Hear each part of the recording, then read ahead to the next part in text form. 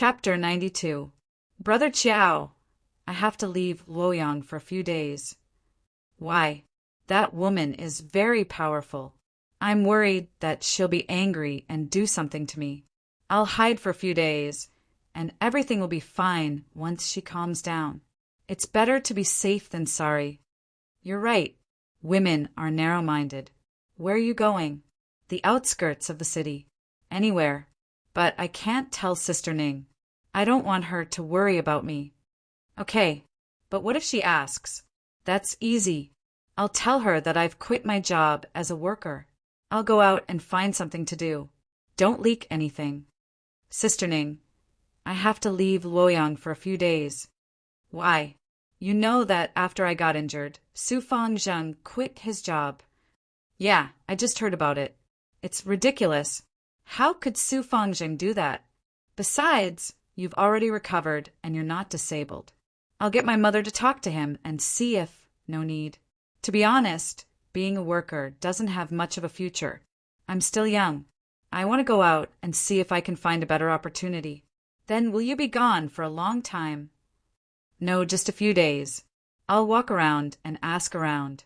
Don't worry, I'll be back no matter what. With the money from the Yang family and the workshop, even if I can't find a job, I'll be able to live comfortably for a year. I don't have to worry about not being able to fill my stomach. That's good. It's good that you go out. You're a man, and you should be successful. But regardless of whether you can find a job or not, you must come back as soon as possible. Don't let us worry. Okay, Sister Ning. I'll be leaving now. Mount Mang Mengjin. The left guard of Jinwu was stationed here. Mount Mang was a yellow mountain. It wasn't tall or dangerous. It was actually just a huge yellow mound. However, Mount Mang was very famous. Feng Shui masters believed that Mount Mang was a Feng Shui treasure land where one could rest their head on the Yellow River and their feet on the Quebec. Therefore, it became the burial place of many emperors. There were at least 3 tombs for the Han Dynasty emperors. However, the founding emperor of the Eastern Han Dynasty, Lu Xiao, was not buried on the mountain. Instead, he was buried on the bank of the Yellow River in the shadow of the Mound Mountain. It was said that the crown prince of Emperor Guangwu of Han was very rebellious. In modern terms, he was a little like a donkey. He always liked to go against his father. When Lu Xiao was seriously ill and was about to die, he considered the personality of the donkey prince. If he asked to be buried on the mountain, his son would probably bury him on the riverbank. Therefore, he deliberately requested to be buried on the Yellow River after he died. Who knew that this donkey prince had been at odds with me for a lifetime? Seeing me die, he actually changed his attitude and obediently arranged the funeral according to my instructions. In the end, Lu Xiao's mausoleum was really arranged to be on the Yellow River. Han Guangwu was a hero all his life, but in the end he couldn't always do as he wished. It could be seen that the younger generation had their own fortune. No matter how great an ancestor was, it was wishful thinking to plan for hundreds or thousands of years in the future. He had a bastard son, so he couldn't even make arrangements for his own future. This was the 5th day since Yang Fan left Luoyang. The night was deep and quiet. In the camp of the left guards of Jin of Wu, teams of soldiers were patrolling solemnly with their weapons in their hands. Apart from the occasional sound of checking the talismans and asking for the password, there was only the clanking sound of the patrolling soldiers' armor and the orderly footsteps in the silent camp. Dressed in a green robe, Yang Fan was like a fox hiding in the bushes as he stealthily crept to the edge of the camp. Taking advantage of the gap between the 2 patrol teams crossing each other, he put on the exorcist ghost mask and darted into the Jin Wu guards' camp. He had stayed at the foot of Mount Mang for 3 days. In these 3 days, he stayed in a farmer's house at the foot of Mount Mang. He climbed Mount Mang every day and carefully observed the layout of the golden insignia camp at the foot of Mount Mang during the day. At night, he observed the patrolling and defense situation of the camp. Now, he had already memorized the layout of the various tents in the golden insignia camp. He had also figured out the patrol time and movement pattern of the soldiers on the several routes of infiltration and retreat that he had hypothesized. The military camp was also tight on the outside but loose on the inside. In the era of peace, under the feet of the emperor, military discipline was strict because they were the imperial garrison. However, this was their encampment, and they couldn't make arrangements for the arrival of a great enemy day in and day out. After sneaking past a few patrol lines, Yang Fan could advance calmly. Qiu Shinji's tent was easy to find. Because this camp was the permanent encampment of the Golden Insignia, the commander's tent was not like the tents set up outside the camp. The commander's tent was located in a courtyard with 3 entrances. In fact, it was equivalent to a commander's mansion. The first courtyard was an extremely wide and grand meeting hall. Every day, Qiu Shinji would beat the drums to gather the generals and discuss matters. The second courtyard was where Qiu Shinji met with important officials and subordinates. The third courtyard was where he usually rested and lived. The defense of the commander's mansion was even stricter. Yang Fan had carefully observed the situation for 3 days. Because the soldiers had to carry a lantern when changing guards, he had observed from afar and knew the changing of guards like the back of his hand. There were 2 patrol squads in the commander's mansion. Each squad was divided into 3 small squads that took turns patrolling the front and back courtyards of the commander's mansion. One of the 2 squads changed guards at 2:45 in the morning and would withdraw at daybreak. The other squad changed guards at 2:45 in the morning and would not change guards in the middle of the night. The 2 squads changed guards at different times to prevent people from sneaking in when they changed guards at the same time. They had to change guards at night to prevent the soldiers from patrolling from nightfall until daybreak and not being able to maintain their energy and stamina. Yang Fan also discovered that when they changed guards, they had to call the names of the off-duty soldiers one by one to prevent strangers or soldiers who weren't on duty that night from sneaking in. Yang Fan had picked this moment. No matter how tight the defense was, if one of the squads temporarily withdrew from patrolling, it would weaken the strength of the patrol and make it easier for him to sneak in. But this time was very short. It was only the time it took for a stick of incense to burn. It was not difficult for him to accurately find Qiu Shinji's quarters in such a short time. The difficult part was that he could not easily force a confession out of him like he did with Yang Mingxing. Yang Fan had already predicted this before he took action and made his decision. He would be straightforward and cut off his head with a knife. In such a dangerous environment, it would be wishful thinking to deal with a fierce general like Qiu Shinji and do whatever he wanted. In such a dangerous environment, facing such a dangerous person, he had to kill him in one strike and then escape. If there was a mastermind behind the assassination of a person like Qiu Shinji, he would not have to worry that he would not jump out. Yang Fan hid in the shadow of a barracks and waited patiently. During this time, a soldier in disheveled clothes came out of the barracks. Seeing that there was no one around, he casually peed on the wall of the barracks and entered the barracks in a daze. Other than this, there was no other movement. Finally, when it was time to change guards, Yang Fan hid there and could not see what was happening in the martial mansion. But calculating the time, it was time for the first squad of guards to change guards.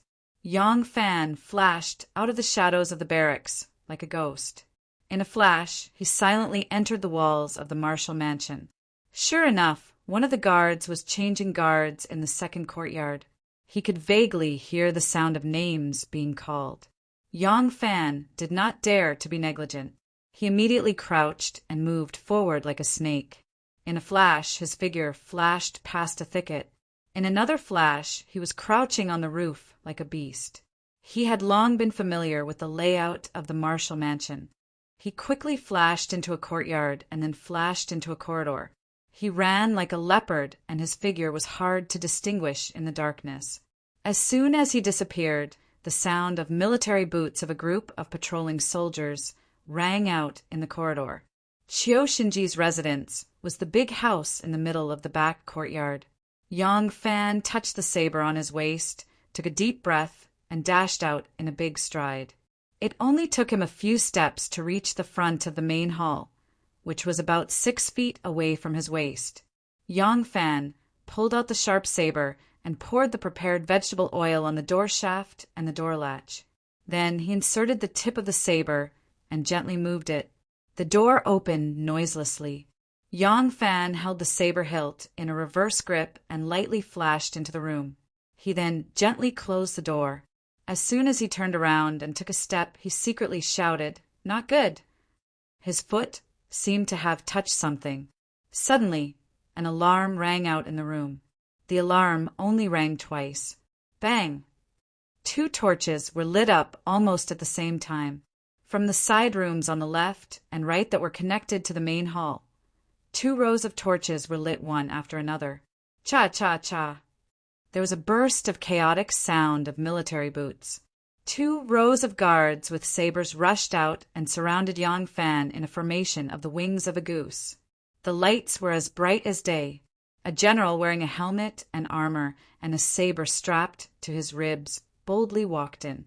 This person was not tall, but he gave off a heavy feeling like a mountain. He had a full beard and a pair of thick eyebrows. His eyebrows were messy like overgrown weeds, growing out wantonly. He appeared to be full of murderous intent. This person was the fierce general of the Tang dynasty, the god of killing and ghost, Qiushinji. Qiushinji put on a posture of opening the door to welcome a thief. He laughed loudly and said, "Your Highness, I have been waiting for you for a long time." Under the same night sky, Ma Chiao sneaked out of his room and quietly went to Bao Yinin's house. Dry wood met fire. A strong man met a resentful woman. The 2 quickly entangled on the bed. After a while, the 2's hunger and thirst were slightly quenched.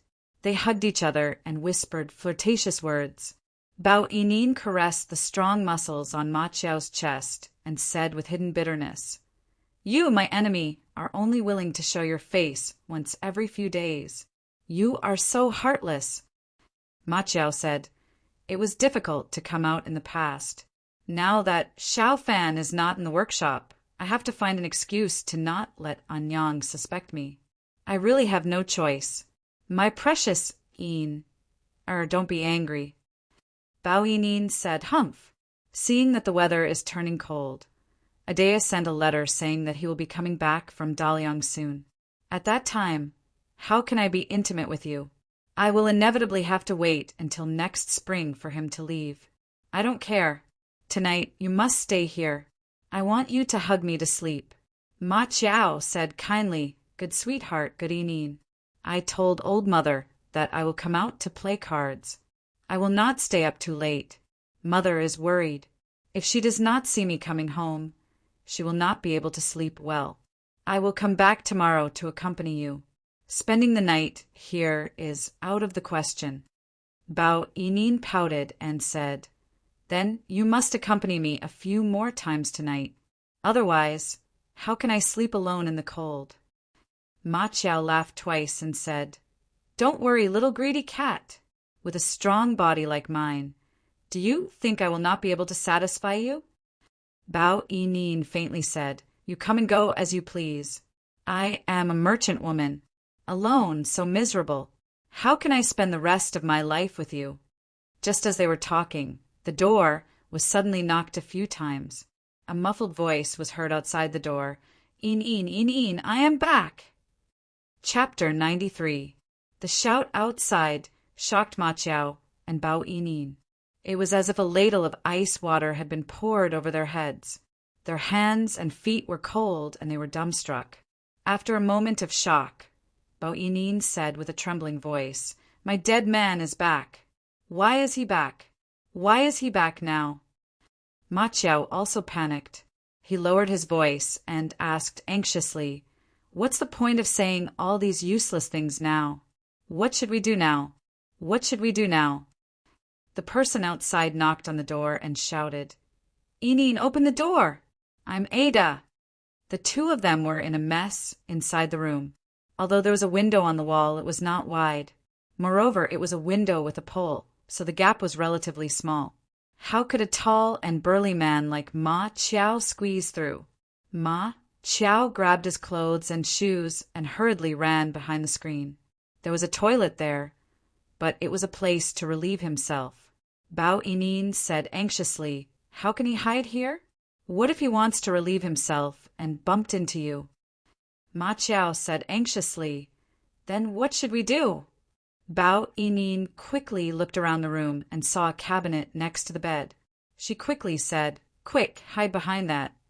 Ma Chiao did not have time to think and quickly hid behind the cabinet.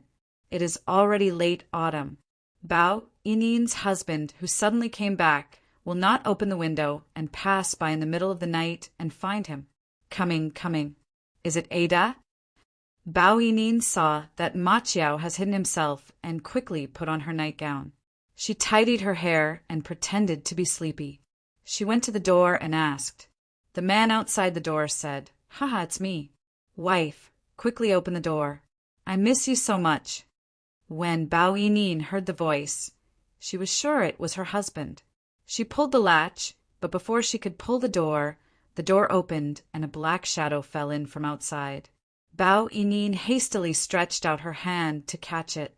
Under the light of the lantern, she saw that it was her husband, Wu Guangda. Wu Guangda had a pouch on his shoulder. His face looked like a pig's liver, and the smell of alcohol assaulted her nostrils. Bao Yining saw that he was drunk and waved her hand to get rid of the smell.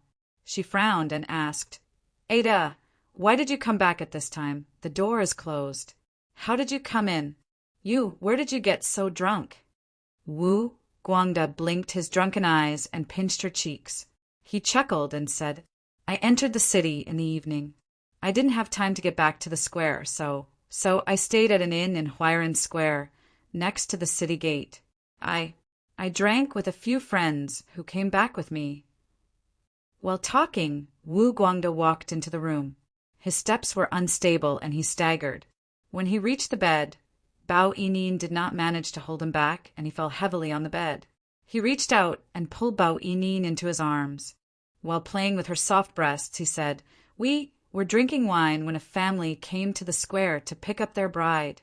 Hey, I saw them and recognized them. They were from the square. I said goodbye to my friends and followed the bride's family and came back from the East Square gate.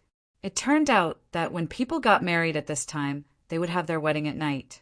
That was why it was called a stupid ceremony. That was how the wedding came to be. Holding a wedding at dusk meant the alternation of yin and yang. If the bride's family was far away from the husband's family, or if the bride's family was holding a big wedding, then this stupid ceremony could be held until the middle of the night.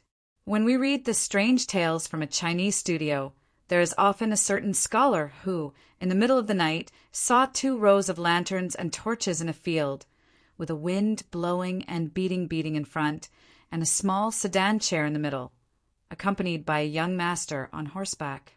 That is the scene of a muddle-headed wedding ceremony.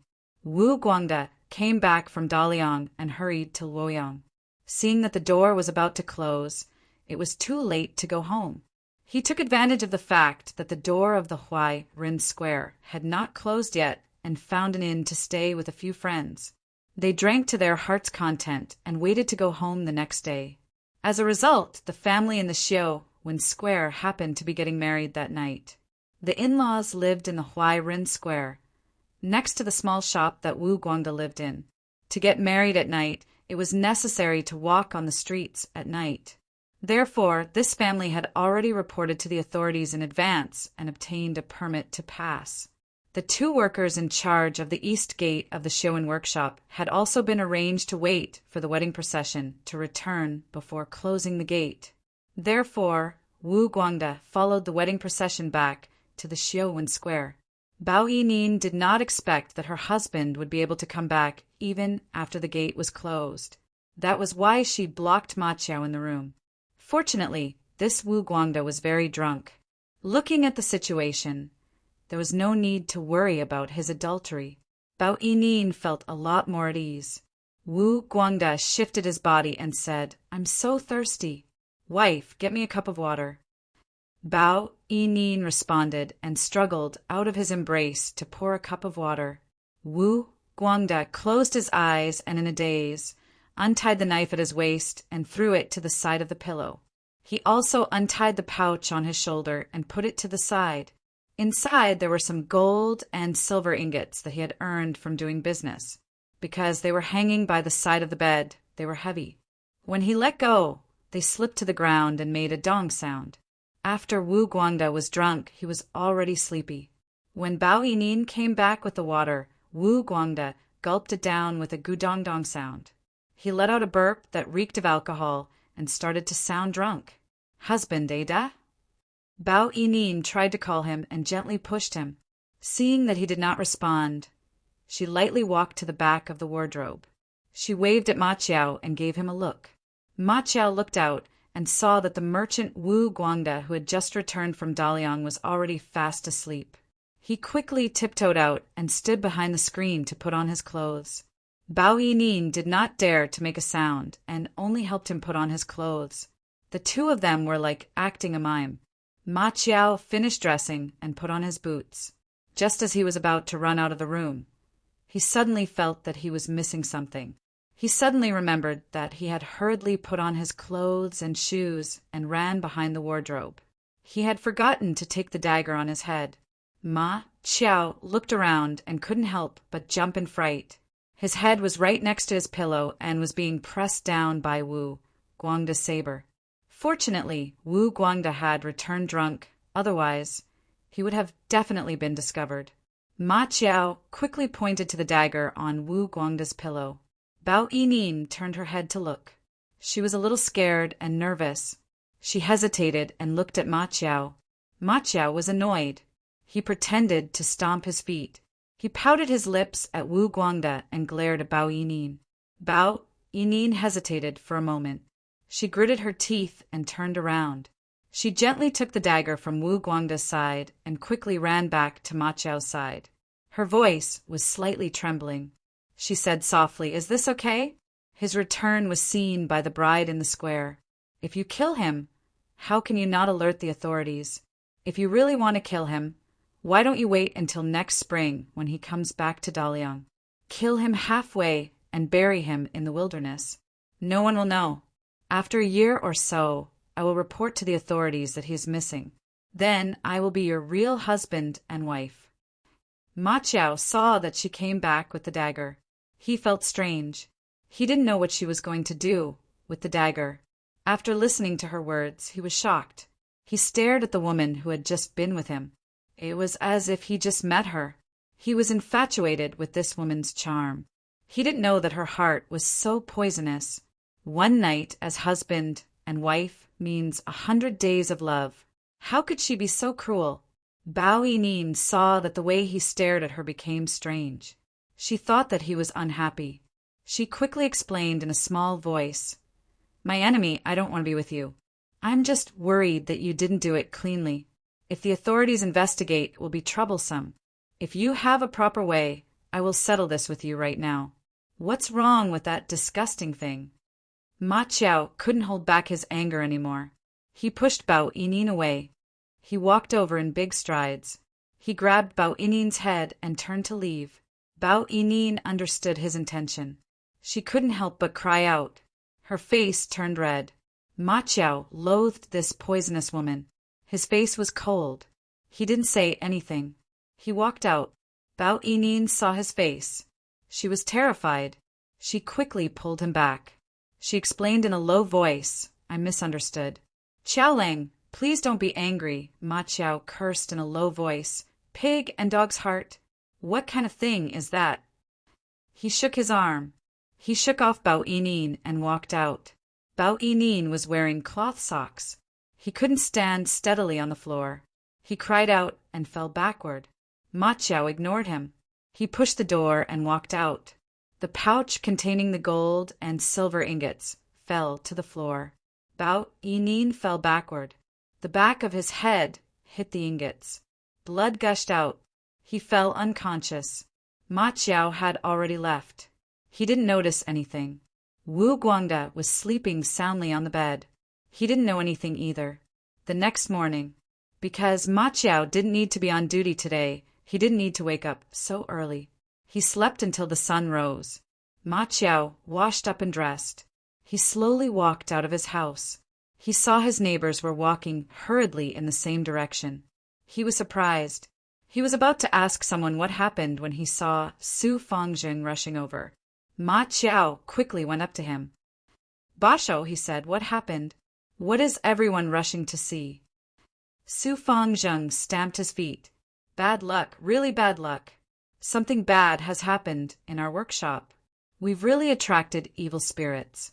I need to find a Taoist priest to do some exorcism." He left in a hurry. Ma Chiao was dumbfounded. Just as he was about to follow the crowd to take a look, he saw Jiang Suning also rushing over. He hurriedly stepped forward to stop her and said, "Xiaoning, aren't you doing your business? What are you doing here? Is there a ghost in our shop?" As soon as Jiang Suning saw it was Ma Chiao, he halted his steps and said, "That's terrible.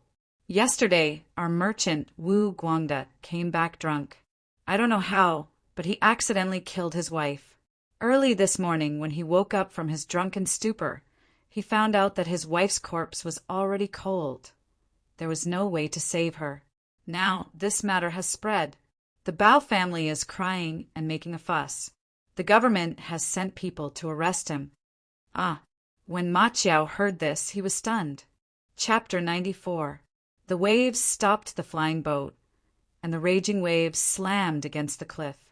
A few seagulls flew past the top of the waves. A white-haired, white-bearded old man in sackcloth sat steadily on a rock in the middle of the raging waves. He held a fishing rod in his hand, and the fishing float was in the white waves, but his sharp old eyes seemed to be able to see it clearly. Not far from him, a barefooted youth stood amidst the low reefs that had been washed by the waves over and over again. The youth's back was bare, and he only had a loincloth wrapped around his waist. He stood firmly on the slippery reefs in a horse stance, allowing the waves to hit him one after another. "Great master, you don't know, but your legend is widely spread in the Tang dynasty. Everyone knows your name. People say that Curly Beard has never tasted defeat in his life, and that he is invincible in the world. People also say that although you did not seize the world in the Green Forest Road, from ancient times until now, there is no one who can stand shoulder to shoulder with Great Master." The youth stood in a horse stance, letting the waves hit his body as he spoke loudly to the old man sitting high on the cliff. The old man laughed loudly and said, "Undefeated in the world? Is that what the people say? Well, that makes sense. This is in line with the hero image in their hearts. Even if I personally stand up to deny it, I'm afraid it won't work.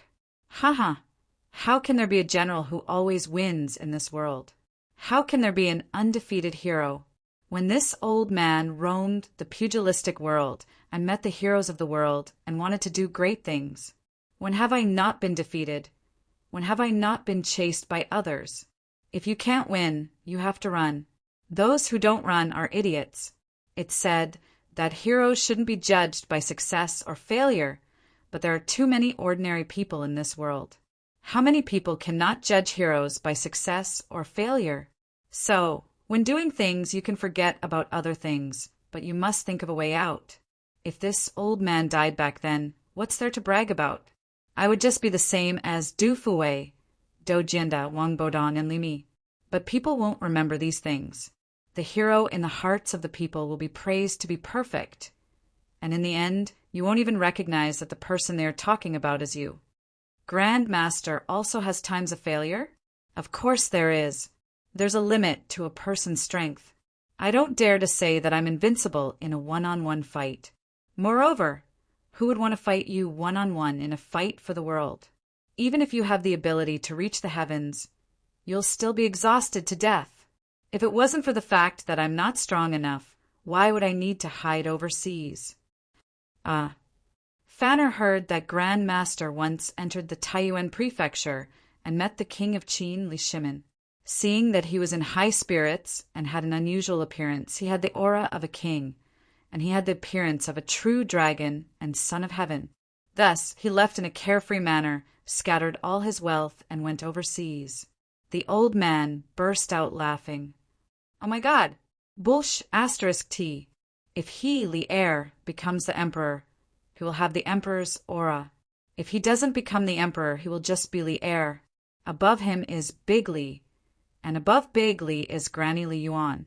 How can Li heir have the emperor's aura? Ha ha ha! This must be made up by those shameless scholars who flatter Li heir. The hemp-robed old man was overjoyed. At the end of the Sui dynasty, the world was in chaos. There were no less than 100 volunteer armies. Where are they now? It's not that I don't want to fight. It's just that I can't win against Li Yuan. The Li family was one of the 8 pillars of the kingdom during the Wei and Jin dynasties. It has been passed down from generation to generation. It has a deep foundation and great power. I'm born with a lack of talent. How can I compete with him? I gave up on fighting for hegemony because I was sensible. He retracted the fishing rod in his hand, and a fresh silver fish jumped out of the water. The old man swiftly took off the hook and threw the fish into the fish basket. He placed the bait and threw the fish into the sea again. He said, however, it seems that although Li heir has become an emperor, he is far less happy than I am. The people of this small Nanyang country are simple and easy. They have no worries about the country and no power to scheme. I was full of pride in the past. Now that I'm old, I've probably gotten over it. I feel that out of all the heroes of the Sui dynasty, I'm the only one who lived the happiest life in my life. Those kings who lost their lives can't compare to me, but even Li heir can't compare to me. The hemp-robed old man glanced at the youth standing in the waves and said, Son, you have to remember, you have to leave a way out for yourself. No matter what you do, you have to think about failure before you think about victory. People say that I, curly beard, am unstoppable. Let me tell you, martial arts is just a small path. A person who only relies on martial arts is destined to never become a great person. Even if he becomes invincible in the world, he will only be a tool in the hands of others. The real power lies here. The hemp-robed old man pointed at his head and said, An ignorant man cannot achieve great things. Great master is wise. You brat, don't flatter me. You're just too old and cunning. Ha ha ha, whoosh! Another huge wave came crashing. Perhaps this wave had been charging for a long time. The youth's upper body swayed slightly. Yang Fan frowned and woke up from his dream. He opened his eyes slightly and saw a ray of clear light coming through the wooden door. It was almost dawn. Yang Fan sat up slowly and put on his shoes carefully. He opened the wooden door and walked out. A green mountain was in front of him. The green mountain was half hidden in the mist. The faintly discernible clouds at the waist of the mountain made everything in his vision look like a dream. This was a call in Mount Wangwu. Mount Mang was only a few dozen miles away from Luoyang. He could reach it in a day. Yang Fan left Luoyang for 5 days and only reached Mount Mang on the 3rd day. What did he do in those 2 days? Find a way out. Before thinking about victory, think about failure first. Great Master's teachings had always been engraved in his mind. He first bought a horse and a pair of saddles. He disguised himself as a traveling merchant and found a villager in a hidden call in Mount Wangwu. He claimed to be a merchant who wanted to buy mountain products. He paid the deposit and said that he would stay for a few days. Then he rushed to Mengjin. On the night of the infiltration, he tied the horse in the forest outside the camp and made all the preparations in case of failure. When Qiu Shinji laughed and said, I've been waiting for you for a long time, Yang Fan immediately moved.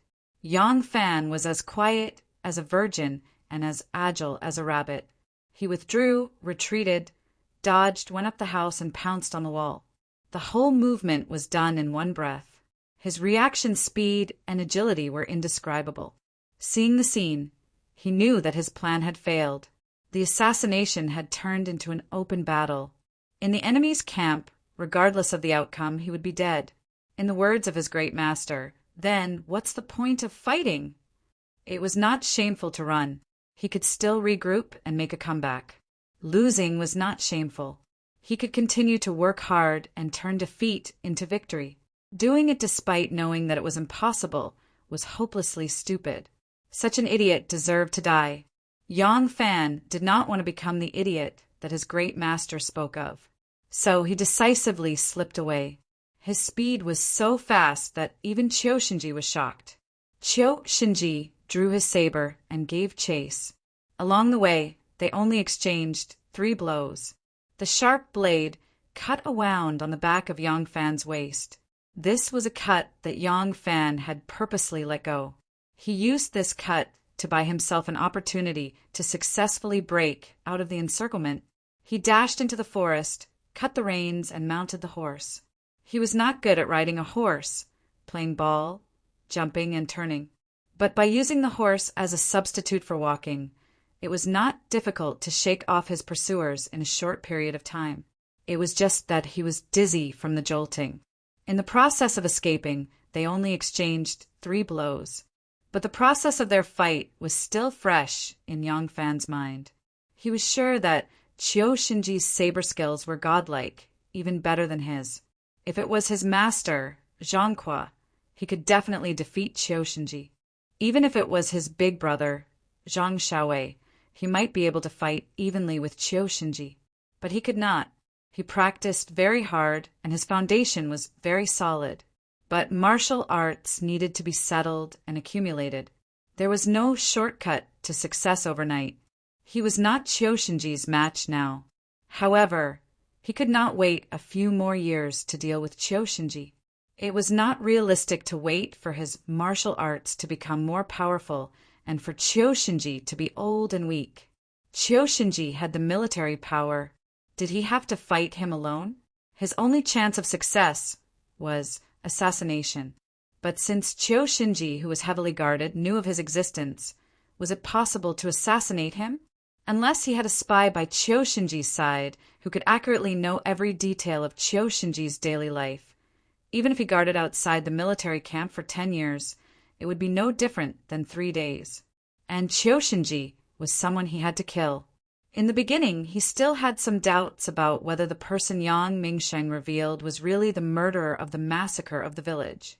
But now he was sure that Qiu formation clearly showed that he was the culprit behind the massacre of the village.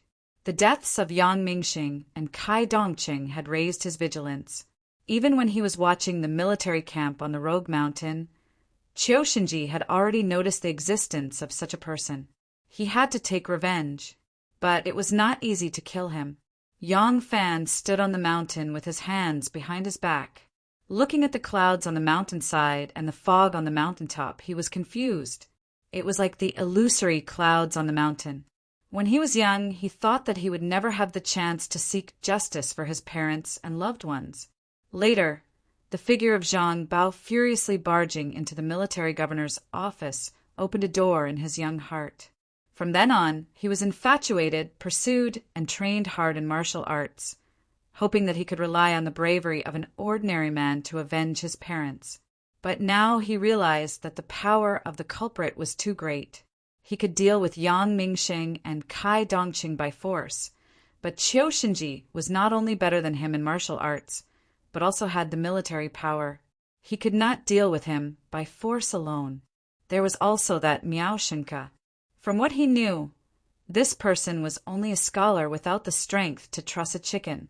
Even if he did not know martial arts, with just a strong body, he should be able to finish off this old and weak scholar. However, just because Miao Shenke's whereabouts were in the hands of a woman in the palace, he could only look on and sigh. In this world, the courage of an ordinary man could sometimes be of use even to an emperor. But most of the time, the courage of an ordinary man was useless. There was no sword immortal or divine hero in this world that could truly transcend worldly power. Then, in the face of the enormous worldly power, could an individual's bravery withstand a blow? Maybe I should grasp power. The knife of power is far sharper than the knife of martial arts. But the road of official career is also 1,000 times more difficult than learning martial arts from a famous teacher. This morning, Yang Fan looked at the fog on the mountain and the mountain in the fog and thought about many things. Vaguely, he seemed to have caught something, but also seemed to have caught nothing. Chapter 95. The merchant who killed his wife, Wu Guangde, was sentenced to death by the Luoyang prefecture. This news quickly spread in the Xiao Wen workshop. Some people remembered that old Wu was usually a good person and couldn't help but sigh at his foolish actions. Some people said that he had fallen in love with someone else and changed his wife because he was rich. They cursed and scolded him, feeling great satisfaction. There were many different situations. That day, Wu Guangde was drunk. When he woke up, he was shocked to find his wife, Bao Yinin, lying on the floor with a pool of blood on the back of her head. In shock, he went forward to check her breathing. She had been dead for a long time. He panicked and ran out the door screaming.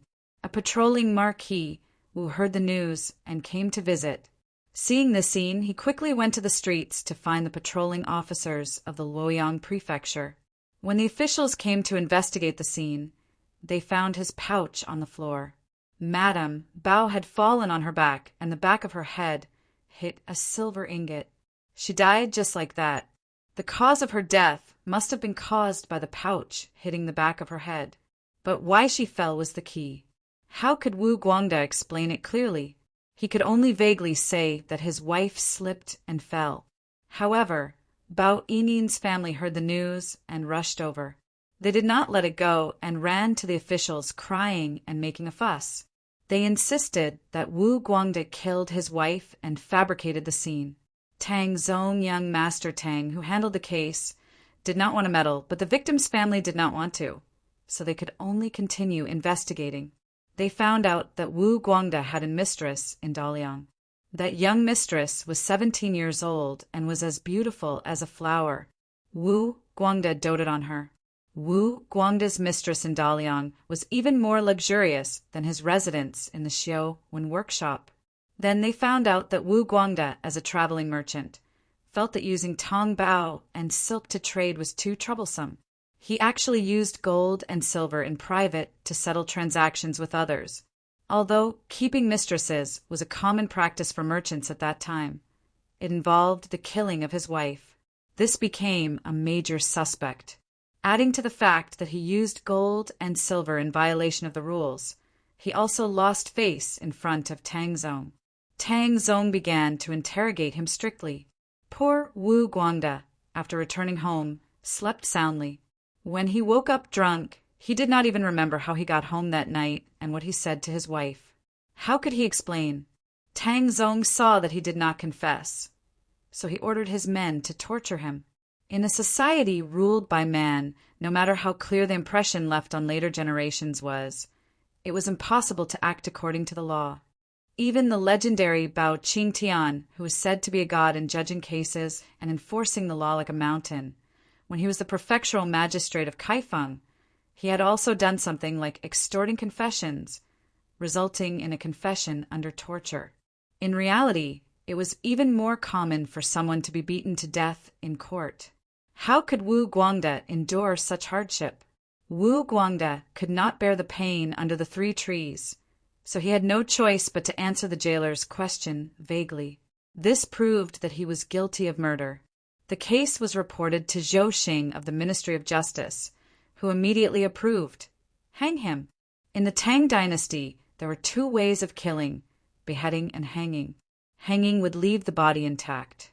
Wu Guangde's case did not involve the politics of the court and was just an ordinary civil case. Zhou Xing, who was famous for his harsh punishments, had no interest in it at all. He was busy tormenting those officials, so he casually approved it. Actually, according to the law, a case that was sentenced to capital punishment still had to be reviewed and reported to the emperor. This was a 3-step process. However, due to the recent series of incidents, including the death of a few court officials, there was some unrest in the city. Thus, Zhou Xing decided to sentence Wu Guangde harshly and quickly. There were so many officials who were imprisoned in his prison, and many of them were beaten to death without being sentenced. Why would he care about a small merchant? It was autumn now. If Wu Guangde was not executed in time, He would have to spend another half a year in prison, waiting for his execution next autumn. Thus, the efficiency of the officials increased. After 2 days of preparation and going through all the necessary procedures, Wu Guangde was escorted out for a public execution. Executions of criminals had always been carried out in the downtown area. This was called abandoning the market. The intention was to use the execution of criminals to intimidate thieves and evildoers, so that they would not dare to harbor any evil intentions. On the day of Wu Guangde's execution, many people in the workshop who knew him ran over to watch the commotion. The time of execution in the Tang dynasty was between 1 and 5 in the afternoon. The news spread throughout the workshop on the first day. Ever since he woke up in the morning, Ma Qiao had been restless and restless. At noon, he hastily ate a few mouthfuls of rice. When he really could not eat anymore, he said to his mother, "Mother, your son wants to go out for a walk and watch the execution." His mother jokingly scolded, "You look like you've lost your soul, so I knew you had something to do. What's so interesting about killing people? The blood stings are scary. If you want to go, then go. Come back early and don't cause trouble outside." "Ah, then your son is going." Ma Qiao replied and hurriedly left the room. The execution ground was located between Nan City and Jiashan Lane. It was an extremely bustling place. At noon, before the criminals were released from the prison officials sent food and wine to the criminals who were to be executed that day, so that they could die with a full stomach. There were a total of 7 criminals that were to be executed that day. Wu Guangde's hair was disheveled and his face dirty. He blankly sat in his cell. He really did not know how he killed his wife and how he ended up like this. After a while, the time came. One by one, the 7 criminals boarded the prison cart and were escorted to the execution ground.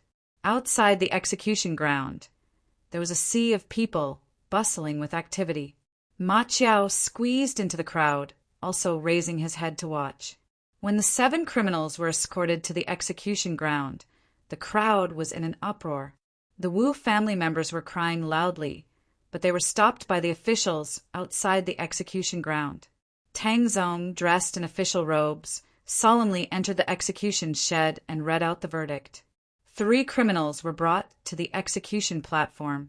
These 3 were extremely evil people and were sentenced to death. Each of the criminals was given a bowl of wine. After drinking the wine, the saber was waved. 3 streaks of blood flashed, and 3 heads fell to the ground.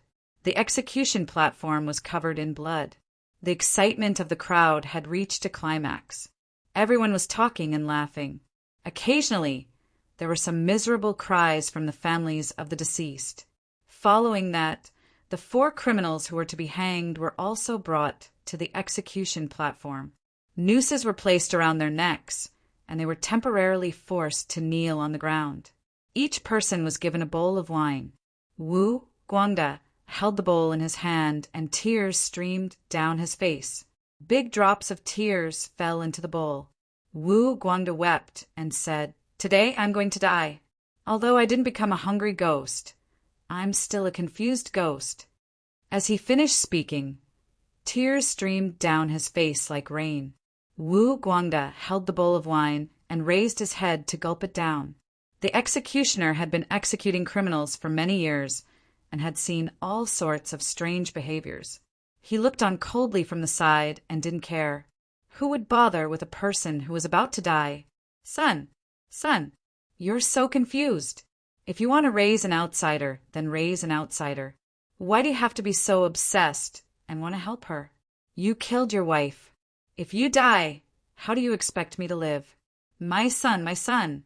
A sorrowful voice suddenly cried out. Ma Qiao turned his head and saw that the wailing woman was not far away from him. 2 middle-aged men were supporting her and trying to console her with tears streaming down their faces. They were probably her sons. The old woman had a head full of white hair and was pounding her chest and stamping her feet. From her crying, it was clear that she was Wu Guangde's mother. "Mother, your son is innocent. Your son is innocent." On the execution platform, Wu Guangde looked at his mother and closed his eyes tightly. Tears flowed uncontrollably from his eyes. "Start the execution." Tang Zong picked up a red stick and threw it in front of the table.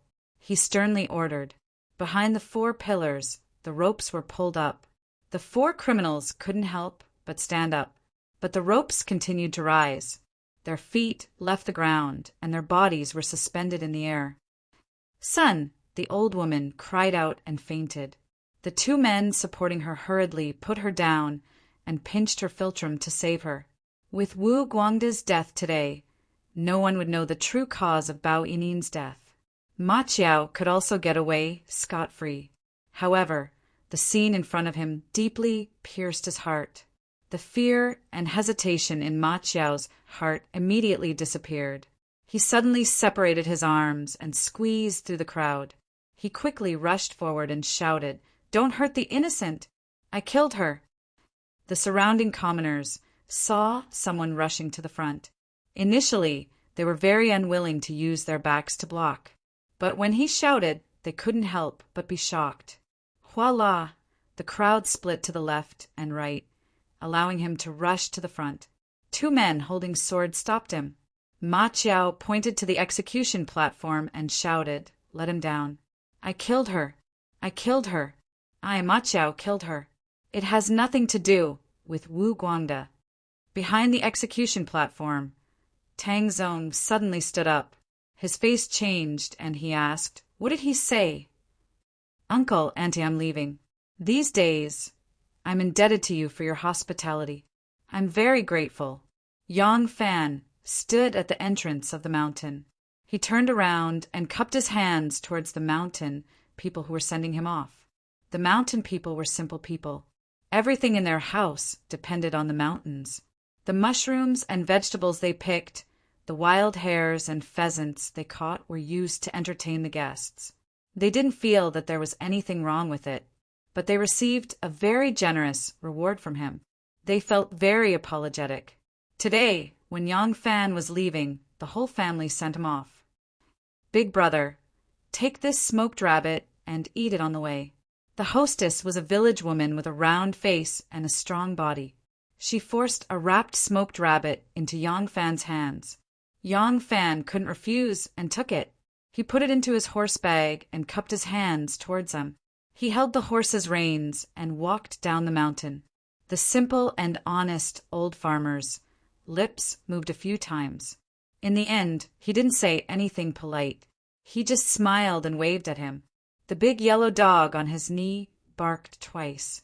In the lush green, there was a small path about a foot wide that had been trodden out over the years. The trees on both sides were dense, and some unknown red and yellow pea-sized fruits were scattered all over the trees and shrubs. He didn't know what these fruits were. The mountains in the distance were verdant. Looking back, the mountain hut was already hidden in the verdant green. Only a corner of the eaves could be faintly seen. It gave people a sense of tranquility when they looked at it. Yang Fan let out a light breath. Whether it was the sea of the Nanyang or the mountains of Wangwu, they all gave him a sense of peace and freedom. He liked this kind of peaceful life. But in life, many times he couldn't choose the life he wanted according to his heart. This time, he still had to plunge into a reign of terror. Suddenly, Yang Fan was a little envious of his great master's free and easy life. Yang Fan didn't directly rush to Luoyang. He first rushed to a nearby town, sold his horse, and disposed of all suspicious items. Then he rented a mule and rushed back to Luoyang. When Yang Fan returned to the Xiao workshop, it was just past noon. As soon as he entered the workshop, Yang Fan sensed that the atmosphere was a little strange. There weren't many people on the street, but their expressions were a little strange. Even these few people gathered together and whispered to each other, shaking their heads and sighing. Seeing this, Yang Fan suddenly became suspicious. Note, this case is based on a real case from the Tang Dynasty. The difference is, in the real case, it wasn't the man who was having an affair that pushed the woman to her death.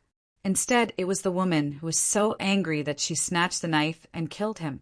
Later, because her husband was wrongly convicted, she voluntarily turned herself in. Human nature is complicated. Everyone has their own moral standards. If they don't conform to your moral values in one matter, it doesn't mean that they don't have high moral values in another matter. There are many people in the marketplace who are loyal. Ma Chiao is a typical marketplace person. He's lazy, lustful, sneaky, and doesn't seek to improve himself. But he's also a person who values affection. He values family, values friendship, and has a sense of responsibility. Ordinary people couldn't compare to outstanding big shots in some aspects. But in some aspects, they weren't inferior to them or even better. A person with flaws all over the body also has a bright spot. A person who is praised as a saint also has flaws and flaws. This is a person. This is a person. This is a person's charm. Chapter 96. Yang Fan hesitated for a moment and secretly raised his guard. Suddenly, he saw Su Fangjing coming out of an alley with his hands behind his back and a frown on his face. Yang Fan quickly went up to greet him. Su Fangjing. Su Fangjing saw him and stopped. Oh, Xiao Fan is back. Yang Fan said, Yes, I went out for a few days and didn't find a proper job. Basho, did anything happen in our workshop? Why does everyone look so weird? Our workshop. Sigh. Su Fangjing shook his head and sighed. You, go take a look at Ma Chiao. This child is finished this time. Yang Fan was shocked. What happened to Ma Chiao? Su Fangjing shook his head and sighed. The child has no mother. It's a long story. If you wait for me to finish, I'm afraid you won't even be able to see him for the last time. You better go take a look. Oh, all right. Yang Fan didn't have time to say more and ran towards the Ma residence. Su Fangjing quickly called out to him, Where are you going? He's going to be executed at Nan City's south gate. If he's at home, what else could happen? Execution? Yang Fan was even more shocked and quickly ran out, thinking as he ran, Execution? It's only been a few days. What happened to Ma Chiao? Su Fangjing looked up at the sky, then shook his head and sighed, then looked down at the ground, shook his head and sighed again, stopping his feet. No, I have to exorcise the evil. Sigh. Erwo, go to Hongsho Monastery and get Taoist Ijua. Oh, Taoist Ijua has become a monk. Go look for him in the city and see which Taoist is still around. Invite him to the workshop to perform an exorcism. Go! At the crossroads, there were more people gathered to watch the show than the last time when the 7 criminals were executed. But this time, there was only one person to be killed. His name was Ma Chiao. Ma Chiao was now a celebrity in Luoyang, although he had committed adultery with the wife of the merchant Wu Guangda, and it was he who accidentally tripped the woman to death. The authorities did not find out anything about him. However, on the execution ground, he stood up and openly admitted his crimes, saving the innocent Wu Guangda. In the hearts of the Tang people, many people were too lazy to criticize him for having an affair, but they praised him for his righteous actions. Therefore, there were even more onlookers today. Some came to watch the show, while others wanted to see this person with their own eyes. In fact, some people who knew the inside story and were familiar with the law felt unfair for Ma Chiao. Because according to the law of the Tang Empire, except for intentional homicide, other crimes could be absolved if they were not investigated by the government and voluntarily surrendered. But for those who knew these things, who would offend the Luoyang government and Zhou Xing of the Ministry of Justice for a commoner, the Luoyang prefecture was angry that this case of almost killing an innocent person had given the Luoyang prefecture a bad reputation for not handling the case properly and had lost face. As a result, they decided to sentence Ma Chiao to death for intentional homicide. Ma Chiao, on the other hand, didn't understand the law at all. He didn't understand that there was such a big difference between writing murder in anger and pushing to death on the charge sheet. When he first turned himself in, he already had the idea that he was going to die. He also felt that although Bao Yinin was vicious, he didn't deserve to die by his hands. He also felt that he deserved to end up like this. So he didn't care about the details of the confession and actually signed it. Jiang Sining and his mother supported the horse's mother and looked at Ma Chiao on the execution platform with tears in their eyes. Tied up, Ma Chiao knelt on the execution platform with the word behead stuck on his back. All the brothers of the Ma family were here. Ma Chiao had 6 brothers from his father's generation, 3 aunts and 6 elders who were still alive. He had even more cousins of the same generation. Today, almost all of the Ma family were here, occupying a corner of the execution ground, but they did not carry the coffin. This was because after Wu Zetian came to power, she advocated the revival of the Zhou rites.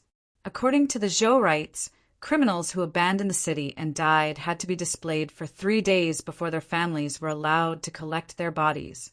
The 6 criminals who were executed a few days ago had their bodies exposed for 3 days before their families were allowed to collect their bodies.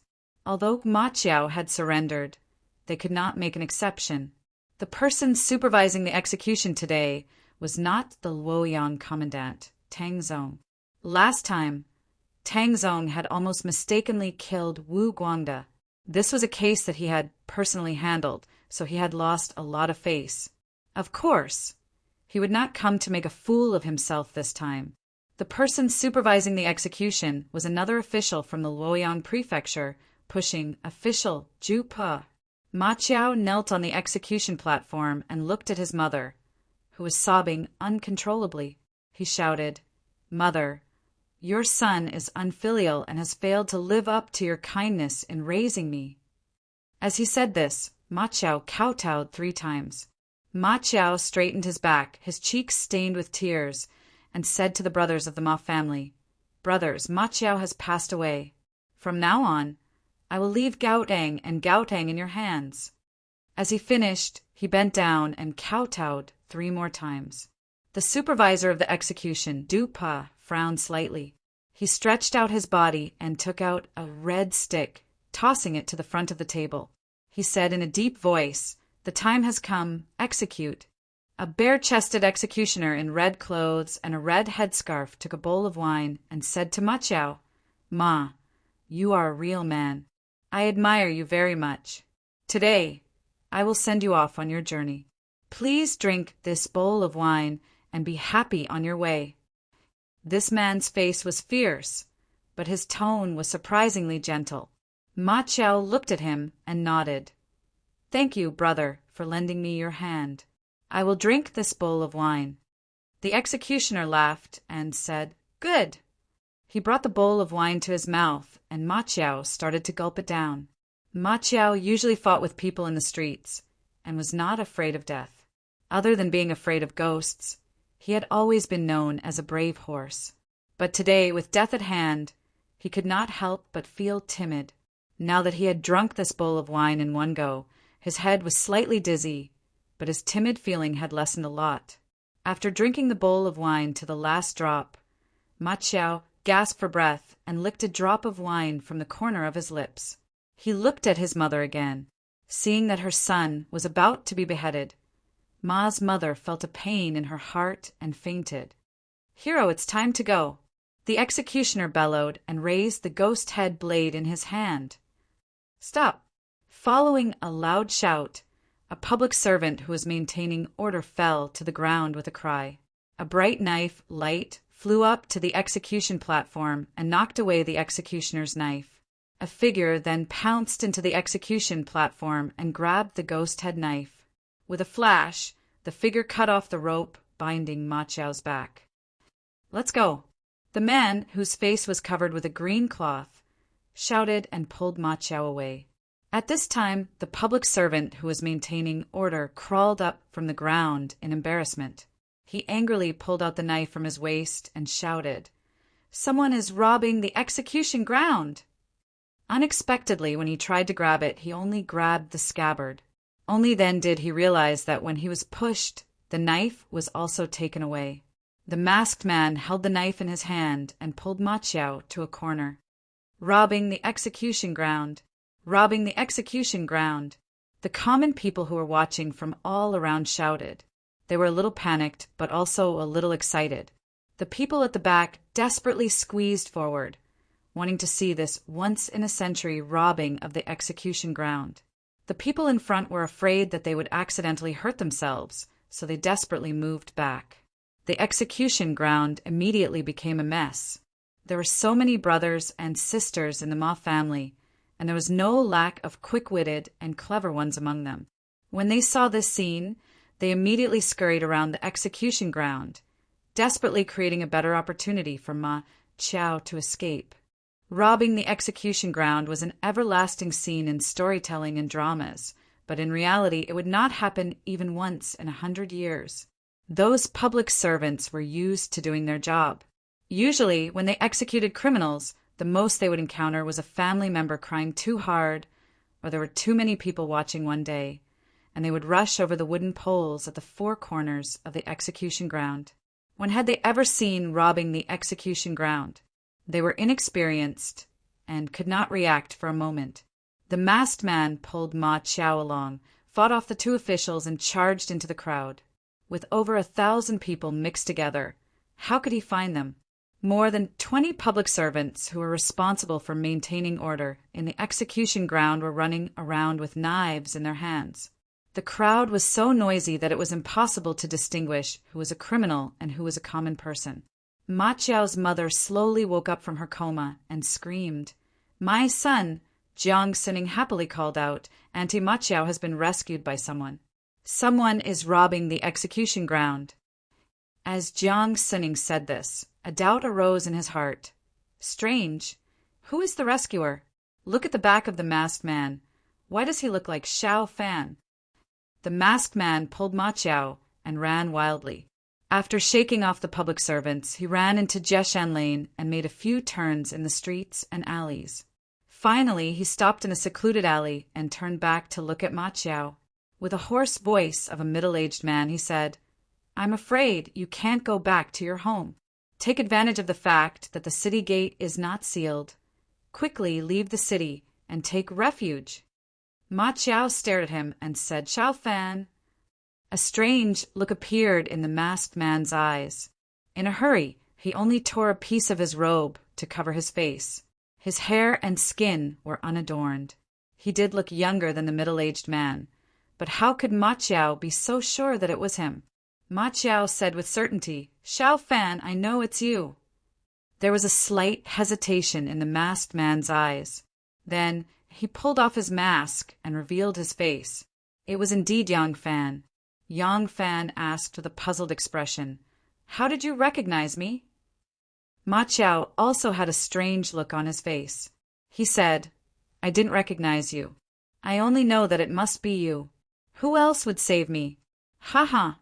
Actually, that night at Yang Longzhong's residence, when Huang Qilin was killed, I saw it.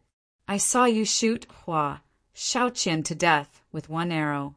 Then you jumped back and fell on the ground, pretending to be unconscious." Yang Fan was startled. His eyes showed a trace of warmth. He patted Ma Chao's shoulder and said, "This is not the place to talk. I will accompany you out of the city first." The criminal was robbed at the execution ground, which was right under the feet of the emperor. It immediately caused a huge uproar in the capital. The supervisor of the execution, Su, was extremely angry. He ordered his men to report back to the yamen. He also ordered his men to inform the 9 cities to strengthen the checks on the people entering and leaving the city. He then led the rest of the officials and aggressively chased in the direction where Yang Fan disappeared. Yang Fan threw away his saber and mask. He and Ma Chao passed through the streets and alleys. They only took small paths and hurried to the city gate. They saw a long queue of people coming in and out of the city gate. Many people were complaining. Ma Chao's expression changed. He said, "Not good. We can't get out in time." At this time, they saw 7 or 8 officials running towards the city gate with sabers in their hands. One of them was the supervisor of the execution, Tu Pa. The supervisor of the execution, Tu Pa, angrily shouted, "Increase the security. The yamen has sent more people. We must catch the criminal. We must catch the criminal who robbed the execution ground. We can't stay here. Let's go." Yang Fan pulled Ma Chao back into the alleys and fled in another direction. At this time, White Horse Temple's Shui Huai was leading a group of shameless monks. He was swaggering along the road. Suddenly he saw many officials rushing back and forth with sabers and sticks in their hands. He couldn't help but wonder, what are these yamen dogs busy with? Chapter 97. Before Xue Huai could finish a sentence, he saw a middle-aged man wearing a round-collared, wide-sleeved robe and a scholar's scarf strolling on the street with a woman. Behind them were a manservant and a maid. Xue Huai's eyes lit up. He pointed at the middle-aged man and asked, "Look, is that Imperial Messenger Fan Bin?" A young monk looked around and said, "Master is right, it's that Fan guy." Xue Huai said, "Today I've caught him red-handed. This bastard often speaks ill of me in front of the Empress. A few days ago I used my supreme dharma to convert an old Taoist into Buddhism, and now it's this bastard talking nonsense in front of the Empress again. Damn it, give him a good beating and help me vent my anger." "Yes, sir." The group of fake monks were all brave and ruthless scoundrels. After receiving Xue Huai's order, they rolled up their sleeves and rushed towards Imperial Messenger Fan, who was accompanying his wife as they strolled the streets. Imperial Messenger Fan was walking with his wife when a few fierce-looking monks suddenly pounced on him and started beating him. Imperial Messenger Fan was just a scholar. How could he be a match for these scoundrels who fought for a living? After struggling a few times, he was beaten even more fiercely and could only hold his head and scream. The Fan family's wife panicked and pulled at them, crying, "How can you stupid monks beat people for no reason? Do you know who my husband is? He's the current imperial messenger of the court." The monks were in high spirits as they beat her, laughing and scolding. "Get lost! Who do you think you are to scare with a mere imperial messenger? I'm beating Imperial Messenger Fan. Beat him. Beat him to death." Xue Huai frowned and put his hands on his hips, standing in front of Imperial Messenger Fan, looking mighty and unconcerned about beating up a court official in public. He, Xue Huai, was born a scoundrel. Who was he afraid of? Let alone a mere imperial messenger. So what if he was the prime minister of the court? 2 months ago, when he was leading an expedition against the Western Turks, Prime Minister Li Zhaoda had been his subordinate. If the two of them had a disagreement, Feng Xiaobao would still have punched him. That Li Zhaoda was capable, had a resolute temperament, and was also the prime minister. He was an extremely powerful person, yet he still begged for mercy and fear. What's more, today's imperial messenger Fan Bin was more than a level lower than the current prime minister. As long as he wasn't beaten to death, it wouldn't matter even if he was beaten to the last breath. Xue Huai proudly shouted, "Hit, just hit. Mother *her. How dare you complain about me?" As Yang Fan and Ma Qiao ran, they were noticed several times by the bailiffs and bailiffs passing by. They chased after them to question them, but luckily the two of them were nimble and managed to shake them off by turning left and right. They had just arrived at the main street. A group of monks beating up a scholar in the middle of the street attracted many onlookers.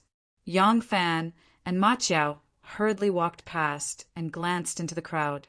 They immediately recognized the monk. Yang Fan saw him, and an idea came to his mind. He blurted out, "Brother Qiao, we have a way to escape." In the Jishou Abbey, there was a master and a disciple. The disciple said with an aggrieved expression, "Master, you refused Squire Zhang's prayer ceremony." His master closed his eyes and sat cross-legged, muttering, "Tao begets one, one begets two, two begets three, three begets all things. You've also rejected shopkeeper Yu's offer to consecrate and restore the throne. Everything is formed, born from the heavens and the earth, independent and unchanging, unobstructed, able to be the mother of the world. Scholar Hong's family civil and official ceremony, you still refused it. Man follows the earth follows the heaven follows Tao, Tao follows nature. Today, Su Fangzheng of the Showen Workshop invited you to perform a ritual to expel evil and cleanse. You still refused. The rice jar in our abbey is only left with rice. What are we going to eat tomorrow? The Great Way is shapeless, born from heaven and earth. The Great Way is emotionless, running the sun and moon. The Great Way is nameless, growing and nourishing all things. The disciple was annoyed and stomped his feet. Second uncle, say something. The old Taoist opened his eyes and said, Disciple, the 2 sets of robes that we made last spring that are 80% new have been placed in front of the 3 pure ones. Go get them and exchange them for some rice and flour. The disciple was stunned. Second, Master, those robes are for us to wear when we go out to perform rituals. If we exchange them for rice and flour, what are we going to do in the future? The old Taoist sighed and said, Disciple, Taoist Ijua of Hongshou Abbey has already been captured by Xue Huai to become a monk. How can I go out to perform rituals at this time? What if I run into Xue Huai? What do you expect me to do? The disciple mumbled, If you believe in Buddha, then believe in Buddha. It's fine as long as you eat your fill. Nonsense. I've been a Taoist since I was young and have believed in Tao my whole life. How can I abandon Tao halfway and become a Buddhist? The old Taoist said sternly, Go, get the robes and exchange them for some food. That Xue Huai is just doing it on a whim. He definitely won't go out on the streets to capture Taoists to become monks every day. After some time, I'll accept some rituals. Oh! The little Taoist boy pouted and walked into the 3 Pure Ones hall. After a while, he shouted, Master, Master, where are the robes you mentioned? There's none. The old Taoist had just closed his eyes and sighed when he heard this. He said unhappily, You child, you have to hang it under your neck for you to see it.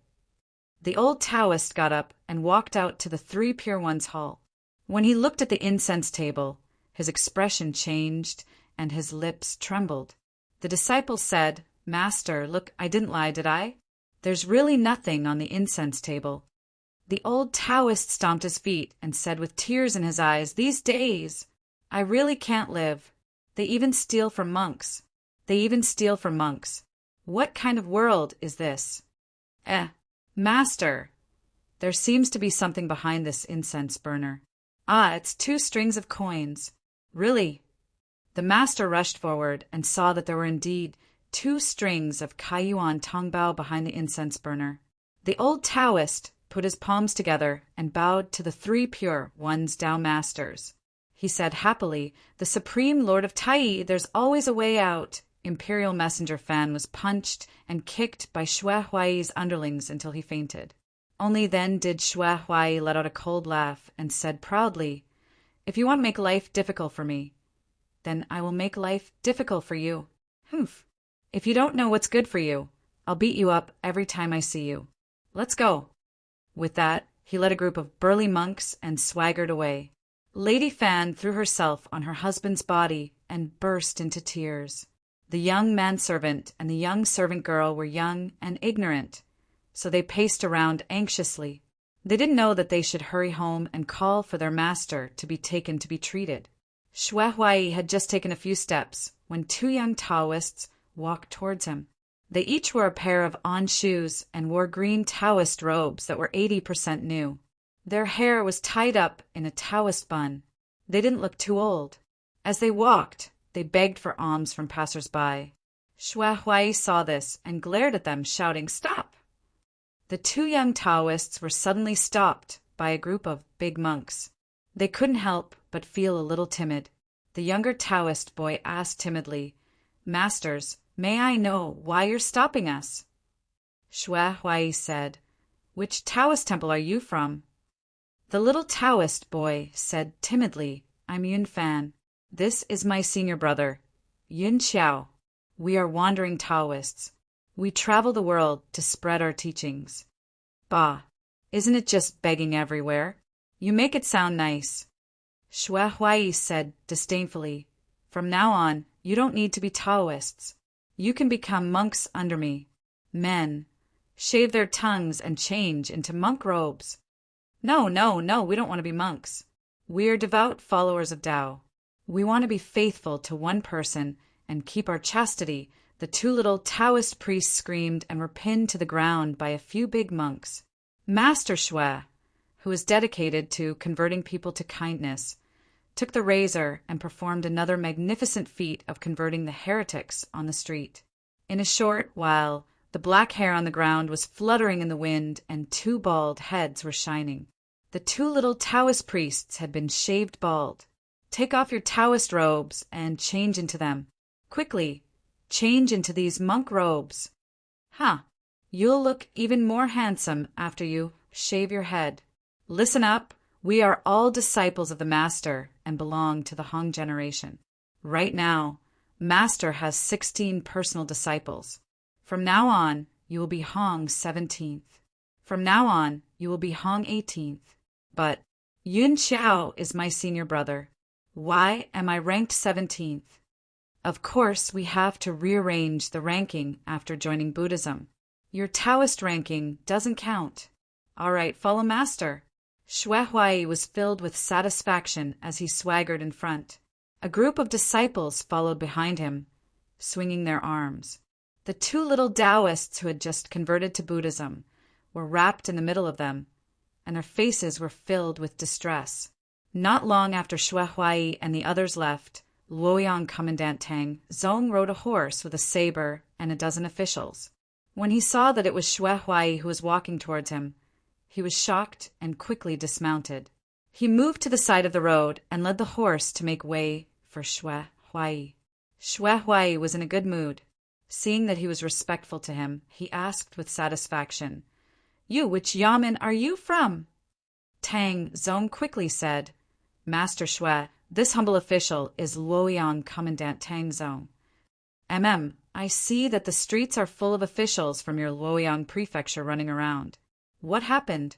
Tang Zong said, "Master Xue, we were executing a criminal at the crossroads today. I didn't expect someone to break into the execution ground and rescue the murderer. This humble official is searching for them with my men." Break into the execution ground? What a character. All right, go do what you need to do. Xue Huai waved his hand, and Tang Zong retreated to the side. The dozen or so officials stood still with their sabers and bowed to send Xue Huai off. Among the monks, 2 young monks who had just been tonsured looked at each other. A strange smile flashed across their faces, and they swaggered past Tang Zong. After sending Xue Huai off, Tang Zong continued on his way. When Imperial Censor Fan's wife saw the officials, she quickly stopped them and cried out her grievances. When Tang Zong heard that it was Xue Huai who had hit someone, he couldn't help but look troubled. Fan's wife wept and only cared about her husband's grievances. When she reached the part where Xue Huai stopped 2 young Taoists to help them shave, Tang Zong's eyes flashed and he muttered to himself, "2 traveling Taoists!" Chapter 98. Yang Fan and Ma Chiao entered the White Horse Temple and became 2 little monks. One was called Hong 17, and the other was called Hong 18. This place was really very safe, even if Luoyang City was turned upside down. With Xue Huai, the great Bodhisattva, guarding this place, there was no need to worry about any evil spirits coming to cause trouble. Yang Fan became a monk for 3 days and found out why there were so many famous women since ancient times. As long as she was willing, there were many strong and handsome men who were willing to be her guests. But she just had to have an affair with a monk. For example, Emperor Liang Yuan's concubine Su, Emperor Qi Wu's empress, and even the current dynasty's Princess Gaoyang. This monk did not have to produce and did nothing all day long. His essence, kidney, and water were really abundant. How could a secular man compare to him? Just like in the water margin, Pan Xiaoyin scolded Yang Xiong before she died. "1 night with my martial brother is better than 10 years with you." Pan, Donkey, Deng, Xiao, and Xian. Only a monk had the most leisure time. 3 meals a day were naturally provided by a good vegetarian diet. There was no need to worry about worldly affairs, and there was no need to worry about one's career. Civil and military officials, scholars, merchants, and tycoons, they had to work hard for their future. Who knew how many things they had to worry about? The common people had to work hard every day and were even more tired. How could they be compared to this monk? These monks did nothing all day long and focused on nourishing themselves. Not only were they strong, but they were also full of energy. In addition, they had no wives or daughters to support and had plenty of free time. One could imagine how energetic they were. If this monk did not abide by the rules and ate meat and wine, it would be like adding oil to the fire and it would be out of control. Yang Fan and Ma Chao were eating meat and drinking wine at this moment. They worked hard every day to earn a little money to feed their families. Once they entered the temple, there would naturally be big benefactors who would offer them gold and silver like water. The group of monks were so rich that they could fart their pants. It was no wonder that the monks under Shui Huai always stirred up trouble. They were simply too energetic and had nowhere to vent it. Yang Fan and Ma Chao were currently in the backyard of the White Horse Temple, eating a leg of lamb and drinking wine in a courtyard that was specially open to the monks of the temple. Yang Fan had shaved his head, but without hair, it made people more focused on his appearance and felt that he was even more handsome. His red lips and white teeth made him handsome. The old monk in the temple said that he had the elegance of Princess Gao Yang's lover, Monk Bianji. Hong Lu also said that he was indeed handsome. With such good looks, it would be a pity if he did not become a welcoming monk. With such good looks, it would be a pity. If he became a welcoming monk, it would be a living signboard in the White Horse Temple. If he could, he would be standing in the Yan. Yu and Tian would be. He would be able to be Lian Jin Temple. Princess. When Yang Fan heard his rotten idea, he was shocked. When he was in Nanyang, he was harassed by women because of his handsome appearance. How could he be willing to suffer like this again? Besides, with his identity, how could he make it public in front of everyone? Yang Fan hurriedly used the excuse of being clumsy and not good with words as an excuse to evade. Eating meat and drinking wine with Yang Fan and Ma Chao was a skinny old monk with a face full of wrinkles. Every time he took a bite of meat, he would chant, Supreme Primogenitor Tai. Every time he drank a mouthful of wine, he would chant, Amit Ba. In the ears of Yang Fan and Ma Chao, it sounded like he was urging them to drink. This old monk was their 15th senior brother, the former head of the Great Head Monastery, Taoist Ijua. Yang Fan said with a smile, 15th brother, you've eaten so much meat. Don't keep talking about the 3 pristine Taoist masters. The 3 immortals are very busy, so they didn't see you eating and drinking. But if you shout like this, they will see you. Taoist Ijua was a little embarrassed. He blushed and said, they force me to eat meat and drink wine every day. I can't refuse. Actually, both Buddhists and Taoists eat meat. I didn't really break the commandments. Ma Chao was surprised. Oh, monks and Taoists can eat meat? Taoist Ijua said yes. Buddhists abstain from eating meat. This meat is not the meat of the common people. These are called fishy.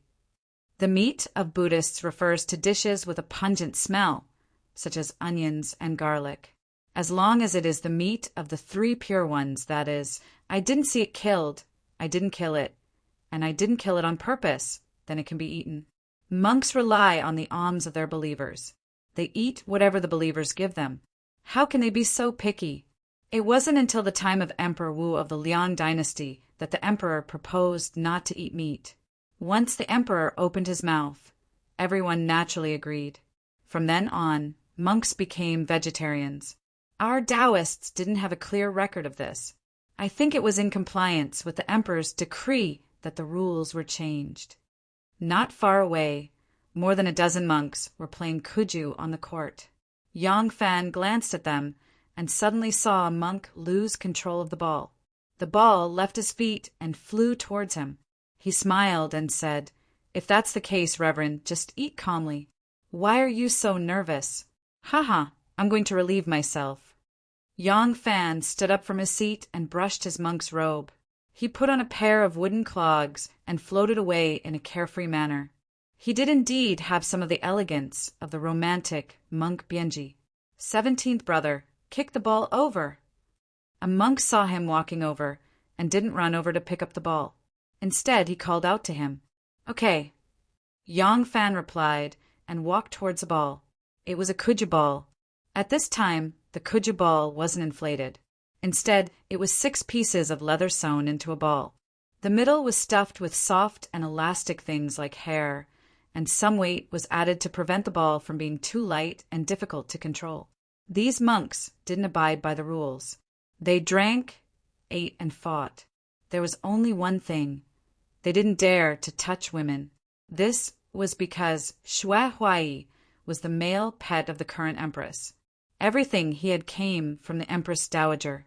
Although he was unscrupulous and could do anything, he didn't dare to touch women and make the Empress Dowager unhappy. He didn't dare to touch women, so he was extremely strict with his subordinates. Otherwise, he wouldn't be able to explain himself to Wu Zetian if he didn't touch women. As a result, these overly energetic and extremely bored monks had nothing to do in the temple. They weren't real monks, so they didn't know how to chant scriptures and had no interest in it. Therefore, some of the popular things became their games. Kuju was a game they often played every day. Yang Fan walked to the side of the ball. He didn't bend over to pick up the ball. Instead, he used the tip of his foot to flick the ball over his shoulder. With a leading star kick, he steadily stopped the ball. Yang Fan's hands held the sleeves of his monk robe and used his feet to control the ball. He displayed his skills. The ball flew up and down from the toes, the instep, the edge of the foot, the knee, the ankle. The ball spun in front of his feet, like a meteor. It was dazzling to watch, but it never fell to the ground. Yang Fan seemed to be only playing the ball, but he was watching Xue Huai's movements from the corner of his eyes. Seeing that Xue Huai had already noticed his actions, he suddenly jumped in an extremely free and easy manner. With a paw sound, the ball flew back to the field. The monks immediately shouted, "Cheers!" Xue Huai, who was lying lazily on the couch and watching his disciples play football, suddenly sat up with his eyes shining. He began to pay attention when he saw Yang Fan's action of tiptoeing the ball. When he saw Yang Fan's clean kick, Xue Huai seemed to have found a shining gold mountain. When he sat up, he saw that Yang Fan was not wearing leather boots or straw sandals. Instead, he was wearing a pair of wooden clogs with 2 thin straps hanging on his toes. He was so shocked that he couldn't close his mouth. It was already extremely difficult to play such a good ball, but he was actually wearing a pair of wooden clogs with high teeth. The difficulty could be imagined. This kid actually had such good skills. This. Lord Zeng has picked up a treasure. Xue Huai was overjoyed. Xue Huai was an out-and-out super football fan. Old Xue was very bad at football, but that didn't stop him from loving football. Old Xue liked to play football very much. So after he became the host of the White Horse Temple, he specially asked someone to build a stadium. When he had nothing to do, he would sit at the side and watch a group of ruffian monks play football. Sometimes he would even compete with the teams of other noble families. However, these ruffian monks were unorthodox and couldn't compete in public. In order to win the competition, they would do anything. In the end, they turned a game of football into a game of football. Those nobles didn't dare to argue with Xue Huai and could only swallow their anger. However, since then, gradually no one was willing to compete with him. Old Xue, this super football fan, could only entertain himself. Now that the end of the year was approaching, the royal family would hold competitions of sports such as football, sumo, polo, and so on during the Lantern Festival every year to celebrate the festival. Xue Huai had always wanted to participate, but he knew that his disciples didn't live up to his expectations. Usually, he could be unreasonable when he competed with others, but in the royal celebration, which team didn't have a background?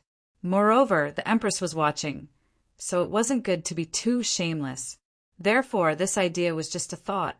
He didn't really expect himself to stand out in the royal competition. However, now that he found a super football player among his disciples, Xue Huai was overjoyed. Come. Call him over. He's my personal disciple, right? What's his name again? Xue Huai excitedly pointed at Yang Fan and shouted. At this time, Luoyang Commandant Tang Zong led a large number of public officers into the White Horse Temple in a grandiose manner. Tang Zong was suspicious of the two so-called Taoist Jinyu. However, this matter involved Xue Huai, so he didn't dare to act rashly. Therefore, he first sent people to disguise themselves as pilgrims to inquire about the two people's information. Although the White Horse Temple was filled with pilgrims, it wasn't easy to see the monks in the backyard. His subordinates spent a lot of effort to get a glimpse of Ma Qiao. Ma Qiao's appearance had already been drawn and posted on the streets. Although he had shaved his head, how could the public officer not recognize him? He immediately reported it to Tang Zong. The robbery of the execution ground had caused a huge commotion in Luojing. The situation was quite serious. As the main officer in charge of criminal cases, Tang Zong was under a lot of pressure. He felt that Xue Huai was also deceived and wouldn't cover up for such a murder.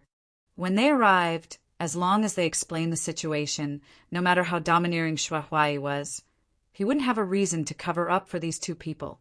Therefore, once his subordinates sent back the exact news, Tang Zong didn't dare to delay and rushed over. Chapter 99. The novice monk beside Xue Huai, Zhixing, rushed to summon Yang Fan. Xue Huai touched his bald head and waited in place with a smile on his face. Zhixing rushed to block Yang Fan and brought him in front of Xue Huai. Xue Huai looked at Yang Fan up and down. The more he looked, the more satisfied he was. He couldn't help but laugh.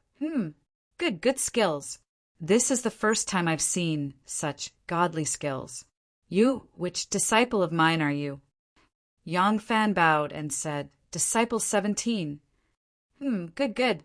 Xue Huai circled around Yang Fan twice. The more he looked at him, the more he liked him. It wasn't just because he had a superstar under him. He had a chance to show his face in the royal family's game. It was also because he really liked Kuju from the bottom of his heart. He naturally admired Kuju masters. Therefore, the more he looked at Yang Fan, the more he liked him. This disciple's kicking and bowing technique is not worthy of the Grand Hall. Abbot Master, you flatter me. Bulsh *T. What do you mean by unrefined? Those babbling poems and phrases had to be practiced painstakingly. Mastering them would just be a reward to others. How is this Kuju different from them? If it's useful, it's not used for food or clothing. It's useless for the country or the people. It's just something to relieve boredom when you're bored. Disciple, don't be dissatisfied. Xue Huai turned his head and looked at the novice monk. The novice monk quickly bowed and said, Humble. Xue Huai said in a rough voice, Yes, don't be dissatisfied. I want to put you in an important position. Zhixing, go and take off our White Horse Temple's first seat's kasaya. Let 17 change into it. From today onwards, you will be our White Horse Temple's first seat. Zhixing said in shock, Abbot, if 17 Shixiang becomes our White Horse Temple's first seat, what about Master Sanshan? Xue Huai waved his hand and said, Demote him to the West Hall. All the monks will be demoted by one position. Zhixing agreed and left in a hurry. Under the abbot, there were 4 main class leaders. There were the first seat, the West Hall, the Back Hall, and the Hall Master. It was a pity that the esteemed abbot of the White Horse Monastery, Master Sanshan, who was well versed in the Buddhist Dharma, spent the new year with Wang Shao, deteriorating with each passing year. First, because of Wu Zetian's decree, he was demoted from abbot to first seat. Now, because of Xue Huai's words, he was demoted from first seat to West Hall. When Yang Fan heard this, he did not reveal a joyful expression. Instead, he bowed deeply and said, Abbot Master appreciates me so much. This disciple is extremely grateful. It's just that this disciple doesn't understand Buddhism and really doesn't dare to take on such a heavy responsibility. Xue Huai laughed. My ass. If there's anything, just let Sanshan do it. You're only responsible for one thing, and that's playing ball. You play well on behalf of your Shifu, and teacher Shi Xiang and Shimmy well. In the future, when there is a Kuju competition in the palace, I will be able to show off my power. Ha ha ha. Xue Huai put his hands on his hips and laughed out loud. A hint of a smile flashed across the corner of Yang Fan's mouth, which immediately turned into a sorrowful expression. Suddenly, he prostrated on the ground and sobbed.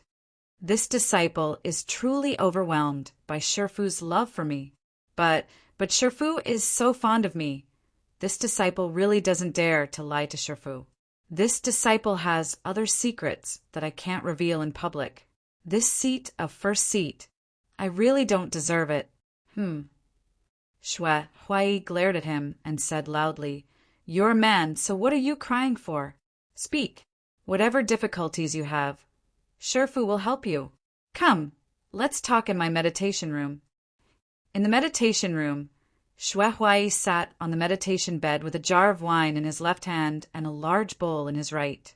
By the time Yang Fan and Ma Qiao had finished telling him what had happened, he had already drunk more than half of the wine in the jar.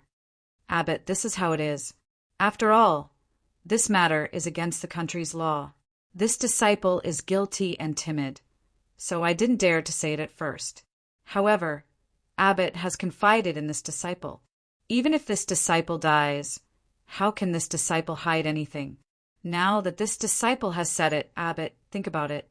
This disciple has committed such a crime. How can I dare to take the seat of first seat and follow Abbot around? Now, Sai, we better turn ourselves in. Yang Fan's face was full of sincerity, and there were still faint tears in his eyes. The tears were weak and sad. Ma Qiao, who was called over by Yang Fan, was careless and did not understand what Yang Fan meant at first. He stood there with a confused face, but after being secretly stepped on by Yang Fan, he immediately changed into a helpless expression. Ugh! Xue Huai burped and said with hazy eyes, I thought it was a big matter, but it's just a small matter. Yes, Abbot. Then it's fine. Xue Huai waved his hand and said with a lisp, Just do as I say. I want to see who has the guts to cause trouble for you. Just as Xue Huai said this, the reception monk rushed in and said in a panic, Abbot, bad news. A large number of officials from the Luoyang prefecture have surrounded our White Horse Temple.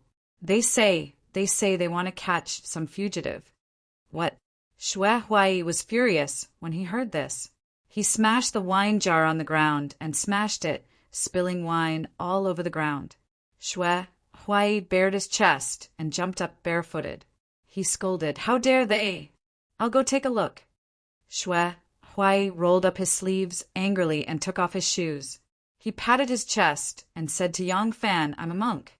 I don't know how to chant scriptures or learn Buddhism. I can't teach you anything, but I can protect you. If you cause trouble outside, I'll take care of it for you. Chant whatever scriptures. Worship whatever Buddha. I'll be your Buddha. Don't worry. Yang Fan gave Ma Qiao a look and bowed together. Thank you, Abbot. Xue Huai laughed out loud. He flicked his sleeves and walked out in large strides. Tang Zong first surrounded the White Horse Temple's backyard with his men and stopped the two fugitives from escaping. He then asked the reception monk to report to Xue Huai. He wanted to go in and explain the situation to Xue Huai before leaving with the fugitives. He was waiting at the door of the monastery in the backyard when he suddenly saw a burly monk with a bare chest rushing out as if he was flying, followed by the reception monk and a group of disciples. He took a closer look and saw that it was Xue Huai. He quickly tidied up his clothes, and just as he bowed, Xue Huai grabbed him by the collar and lifted him up. Xue Huai glared at him and shouted, You have the guts to surround my White Horse Temple. Tang Zong hurriedly said, Master Xue, please calm down. Master Xue, please listen to my explanation. This matter, bah! Xue Huai spat all over Tang Zong's face and roared furiously, Take your men and get the hell out of my sight. You're not fit to talk to me. Call Luoyang prefectures, In Lu, Jia to see me. After Xue Huai finished speaking, he pushed Tang Zong fiercely and shouted, Men, beat them out! A group of disciples under Shui Huai carried whistles and rushed forward. The patrolmen had knives on their waists, so they didn't dare to fight with these monks. Shui Huai was looking at them angrily. Tang Zong couldn't dodge in time and was hit twice. He was furious, but unless he didn't want to live anymore, he wouldn't dare to pull out his saber and resist. He could only suppress his anger and retreat. After a few steps, his face was ashen. He didn't expect Shui Huai to be so domineering. Beat them up. Beat them all out. Shui Huai stood on the steps and laughed as he scolded. You've really got guts. Whoever dares to treat my white horse temple as his back garden, I will bury him in this back garden. Bah! A bunch of government dogs. Tang Zong fled back to the yamen in embarrassment. Before he had time to complain to Luoyang Prefecture's Yin Luzhe, the name card of the abbot of White Horse Temple, general of the left guard, and Duke of Liang Shuahui was sent to Luoyang Prefecture. Luoyang Prefecture's Yin Luzhe immediately dropped all the work on his desk and rushed to White Horse Temple to pay a visit to Shuahui. In less than half an hour, Luoyang Prefecture's Yin Lu, who was scolded by Shuahui, left the White Horse Temple in a hurry. After returning to the yamen, he immediately called Tang Zong and ordered him to immediately remove the pictures posted in the 9 cities, recover the arrest warrants issued to the counties, give up the investigation of Ma Qiao and the mysterious person in the secret tribulation execution ground, and remove all the records. Tang Zong said in shock, "Prefectural magistrate, you are just going to let such a terrible case go like this?" Lu Zhi said with a dark expression, "This is my order. Just do as I say. Why ask so many questions?"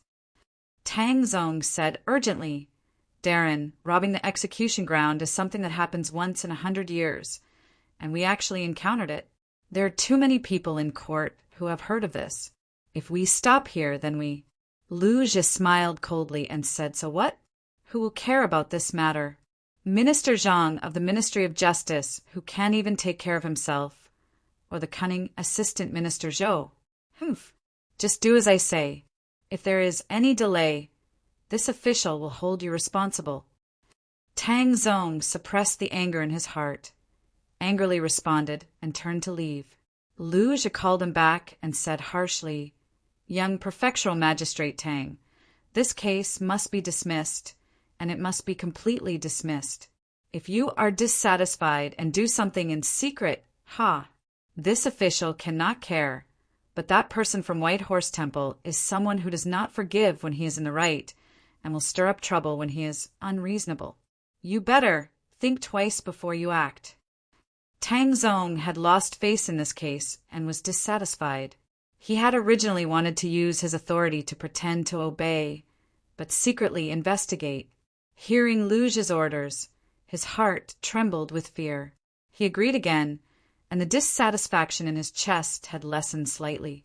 Tang Zong left. Following Prefectural Magistrate Lu's orders, he sent people to take down the wanted posters that had been put up all over the city and erase the records in the prefectural government's archives. He also ordered people to immediately retrieve the wanted posters that had been sent to the various counties. Then he sent a few litigators to Wu Guangda's home and Bao Yinin's paternal home. Wu Guangda had almost lost his life and had only escaped because Ma Qiao had turned himself in. He couldn't hate Ma Qiao anymore. He also knew that the cause of the matter was that his wife was a snake and scorpion. Not only did she have an affair, she also wanted to kill him. It was her lover who spoke up for him. Other than a false alarm, he had just gotten rid of a snake and scorpion woman for him. He wouldn't pursue the matter.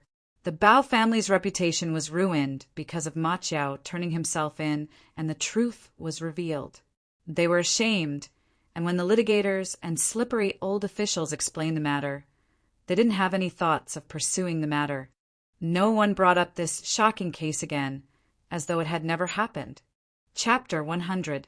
The pagoda forest in the backyard of White Horse Temple was quiet. Ma Qiao excitedly said to Yang Fan, "Xiao Fan, you are really amazing. You actually thought of using Monk Shui's power to help me get out of trouble. Hey, the Luoyang government actually closed the case. Now we're safe. Could it be that you already had this idea when you stole the Taoist robe to sneak into White Horse Temple? Yang Fan laughed. How is that possible? I am not a living god. How can I think so far ahead?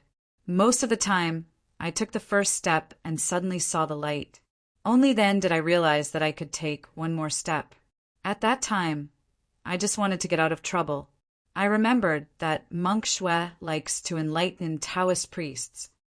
Yang Fan leaned against the base of the stupa and sat down. He said, after arriving at the temple, I found out that the abbot is especially fond of kuju. I also heard that the palace holds a football match every year. Thinking that our abbot has always been competitive, I thought that maybe I can show off my kuju skills and get his attention. Ma Chao also sat down next to him. Listening to him, Yang Fan said, This abbot is someone that even the current Empress of Heaven's Wu family's nephews have to be respectful to. They don't dare to offend him. Your case is considered earth-shattering among the common people.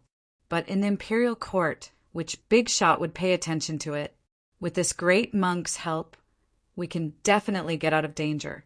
Sure enough, Yang Fan said this and smiled slightly. Ever since he arrived at White Horse Temple, what he thought of was not only to use Shui Huai's power to exonerate Ma Qiao, but also to find out the whereabouts of his enemy. At first, his first target was Miao Shinka, but after asking around, he found out that Miao Shinka had mysteriously disappeared. Only the Shangguan in the palace knew his whereabouts.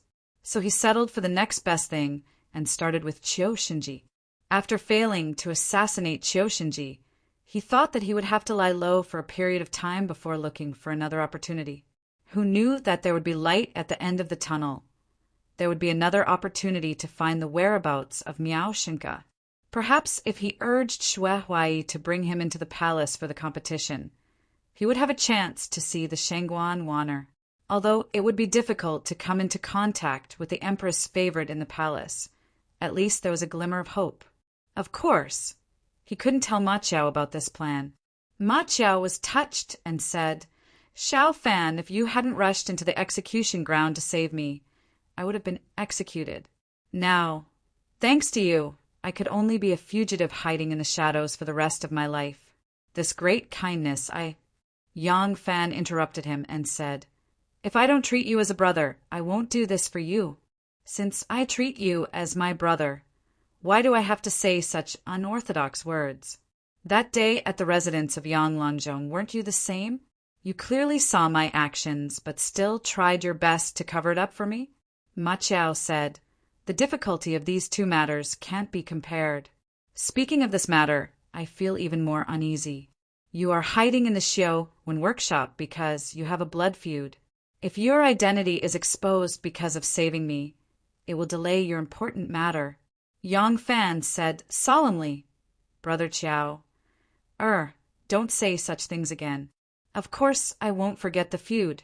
However, even if I know it will be exposed, I will still save you. Even if I can't take revenge for the rest of my life, I will still save you. If I were to give up my friends and family just to avenge the dead, how stupid would that be? If I can only choose between avenging the dead and finding a way to survive for the living, then I will not hesitate to give up revenge and protect my friends and family.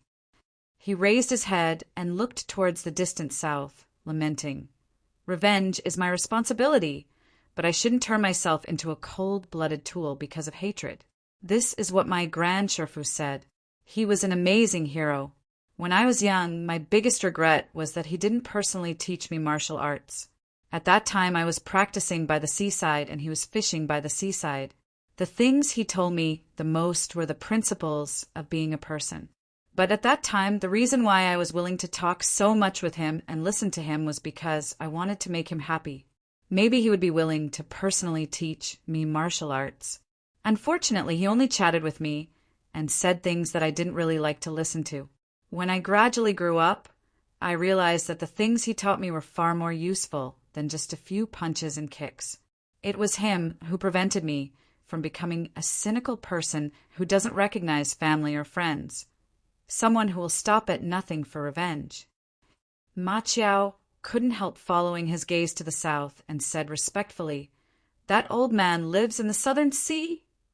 Yang Fan nodded, then shook his head and said, "In the past he lived in the southern sea, but now—" Yang Fan raised his head and looked at the floating clouds in the southern sky. He said softly, "He lives in the sky." Early the next morning, Yang Fan and Ma Chiao returned to the Xiaowen workshop. This time, their return was different.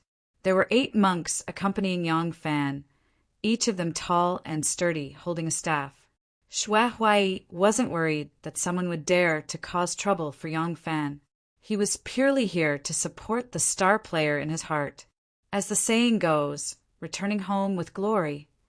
Xue Huai was originally a medicine seller in the marketplace. Although he had climbed up to Wu Zetian, made friends with many influential people, and seen some of the world, his roots hadn't changed. Yang Fan had now become the headmaster of White Horse Temple. Yang Fan wore 5 undergarments, 7 undergarments, and an overcoat, which was a Buddhist robe, on top of the 7 undergarments. Monks' overgarments were divided into 3 grades, and each grade was divided into 3 types. Yang Fan was the headmaster of White Horse Temple, so he wore a high-grade Buddhist robe with 25 undergarments and 127 stripes. On the outside, he wore a scarlet kasaya made of peacock feathers and silk, with golden hooks and jade rings. He looked dignified and awe-inspiring. Ma Chiao accompanied him by his side, but he only wore an ordinary ash-blue Buddhist robe. Ma Chiao was worried that his mother would get sick from worrying about him, so he was eager to return home. Yang Fan knew his mood, so he hurried and walked very fast. As Yang Fan and Ma Chiao walked forward, an ox cart slowly approached them. The street was very wide, and the ox cart was tightly covered, so the two didn't pay attention to the ox cart.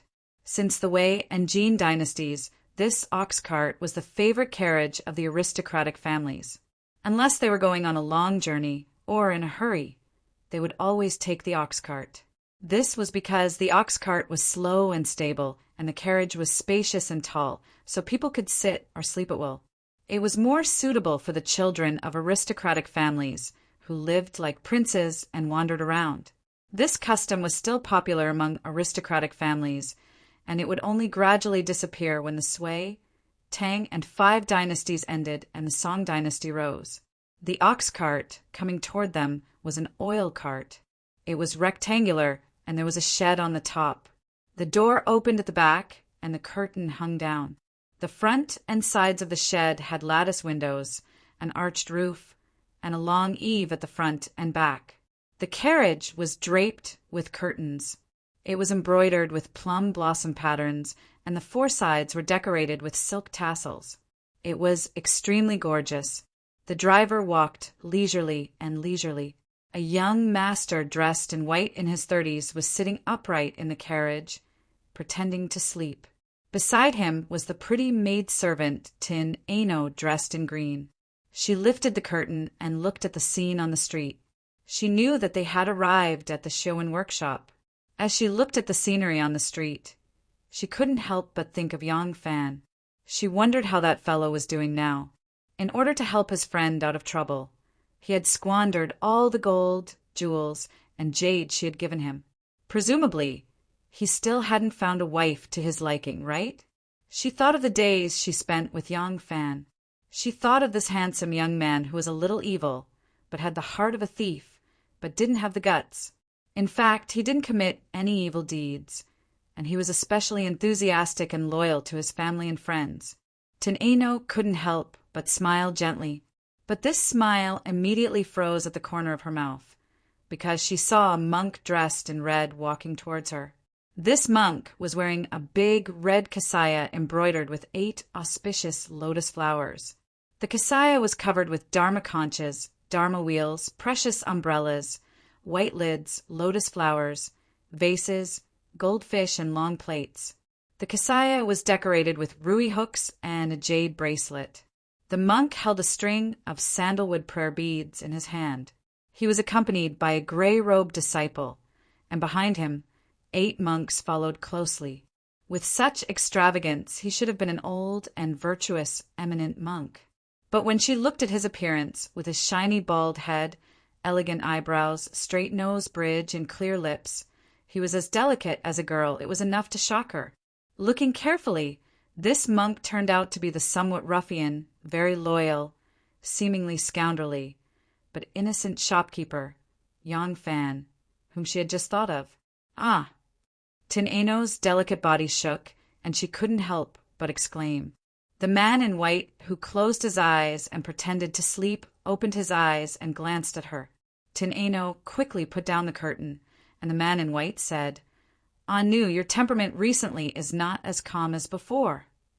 "Yes, Tin Eno answered, but she wanted to say something, but stopped.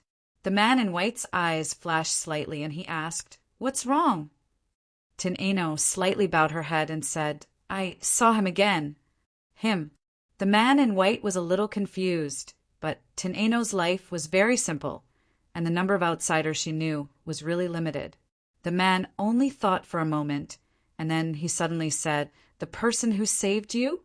Why are you making a fuss when you see him?" Tin Eno slightly revealed a wry smile and said, "He is now dressed as a monk." "Oh, I wouldn't be surprised even if he was a little monk, but I haven't seen him for a few days, and not only did he become a monk, but also his position in the temple is really not low. Other monks may not be able to reach his position even if they study for a lifetime. It's not that I want to make a fuss, but he really can't help but feel strange." The man in white, who had always been as steady as Mount Tai, couldn't help but be curious. It was really harder to be promoted as a monk than to be promoted in the officialdom. A boy who was still a shopkeeper 2 days ago suddenly became a monk, and he could even make Anu be moved. So his position must be really not low. The man in white also couldn't help but lift the curtain to look outside, and then he was a little stunned. "Master, find out what's going on with him." "Yes." Tin Eno was very surprised that a man who had always been focused and arrogant would be interested in Yang Fan. However, Tin Eno was sincerely happy to have a chance to get close to him, or to know some news about him, so she naturally ignored this strange feeling. Chapter 101. In just a few days, the 2 workers of the Cultivation Study Workshop had transformed into the famous head of the White Horse Temple and a deacon monk. This matter alone was enough to cause a sensation in the Cultivation Study Workshop. Moreover, one of them had just been executed 2 days ago, which made this matter even more legendary. When they first stepped into the Cultivation Study Workshop, both of them were a little nervous. Ma Qiao's worries went without saying. Yang Fan wasn't afraid that the officials would suddenly rush out and lock them up, but he was worried that the perpetrator would come to their door and it wouldn't be easy to face him. However, although the ordinary people who had nothing to do with this matter had strange expressions, most of the people who were familiar with them still took the initiative to greet them. Even though the traveling merchant Wu Guangda lived in the workshop, he didn't come out to cause trouble. After greeting the neighbors, who were usually close friends, the 2 of them rushed back to Ma Qiao's house. When the mother and son saw each other, they hugged each other and cried bitterly. After a while, Pasta and his mother also heard the news and rushed over. Pasta's mother comforted the horse's mother, saying, "Sister, your son is safe and sound. Why are you still crying? You should be happy." The horse's mother wiped her tears and gave Ma Qiao a slap on the face and scolded, "You little beast, you didn't listen to your mother's teachings and didn't learn good things. You hooked up with others, ruined the family's reputation, and even caused a death. If it wasn't for the righteous people who saved you, you would have already lost your life. Now, even though you are still alive, you have escaped into seclusion. You are the only son of your father. Ending the Ma family's lineage is a great unfilial act. You disobedient and unfilial son, I really want to beat you to death." After he finished speaking, he turned around and picked up a broom. Pasta's mother hurriedly stepped forward to stop him and tried to calm him down. Ma Qiao knelt on the ground and didn't dare to speak. Yang Fan stepped forward and said, "Auntie, don't worry. The 2 of us entered the White Horse Temple to avoid the trouble. The current abbot of the White Horse Temple is Xue Huai. I'm sure that Auntie has heard of this monk. It doesn't matter. After some time passes, if Brother Chiao wants to return to secular life, he can do so. It's just a matter of a few words. The horse's mother felt a little relieved after hearing this. She looked at Yang Fan and asked curiously, "Xiao Fan, how did you enter the White Horse Temple with him?" Yang Fan said, "That day I had just returned to the workshop when I heard something had happened to Brother Chiao. So I rushed to Nan City. When I got there, I happened to see Brother Chiao being rescued by a masked hero. Relying on my nimble legs, I chased after them. After that righteous man rescued Chiao Gu, he swaggered off. I hid with Chiao Gu because the officials were hot on our trail. We stole 2 sets of robes from the Taoist temple. Who would have thought?" The horse's mother sighed. "I'm such an unfilial son. I even implicated you." Yang Fan said, "It doesn't matter. Auntie, you also saw that the 8 monks outside only listened to my orders." "Haha, Xiao Fan is very powerful now. Auntie, tell Brother Chiao to get up. He was confused for a moment, but now he knows his mistake." Pasta's mother also said, "That's right. Sister, don't be angry. I've also seen that Bao Nyangzi. She's a very flirtatious woman. How could a hot-blooded youth like Chiao Gu resist her seduction? Speaking of which, Chiao Gu only did this one wrong thing. As soon as he realized that Bao Nyangzi was vicious, he made up his mind. After killing someone by mistake, he refused to let others die in his place. He took the initiative to turn himself in. He can be considered a responsible and loyal man." Pasta's mother and Yang Fan tried to persuade him for a while. Finally, the horse's mother angrily said to Ma Chao, "All right, get up. If not for your auntie stopping me, and if not for Xiao Fan speaking up for you, I wouldn't have let you off today." Finished speaking, the horse's mother pulled Yang Fan's hand and said, "Xiao Fan, it's all thanks to you. If not for your vigilance, this old woman's stupid son would have been caught by the authorities. Now that the authorities have removed his criminal record, it's all thanks to you. Now that Chiao Gu has implicated you to become a monk, Auntie is really sorry." "Auntie is too polite," Yang Fan said. "Nephew and Chiao Gu are like brothers. When he is in danger, how can nephew stand by and do nothing? I believe that if something happens to me, Chiao Gu will have the same thought." The horse's mother turned to Ma Chao, made a face, and shouted, "Come here." Ma Chao obediently walked to his mother's side. The horse's mother pointed at his forehead and said, "From now on, you're not allowed to stir up trouble, especially this woman. You're not allowed to flirt with other women and cause any more scandals. Otherwise, if mother hears about it, I will immediately hang myself to find your father, so that I don't have to worry about you and lose face in front of the neighbors." These words were very heavy. Ma Chiao's countenance changed. He quickly knelt down and said, "Mother, your son is unfilial. I won't dare to make mother angry again. Mother, don't be angry. Your son will remember mother's instructions. From now on, your son will never do it again." The horse's mother's countenance became a bit gentle. She said to his ear, "Xiao Fan has always been on good terms with you. Her character is also excellent. She is also your savior. You must remember this kindness in your heart. We, the Ma family, value friendship and righteousness. We know how to repay kindness. Don't forget mother's teachings."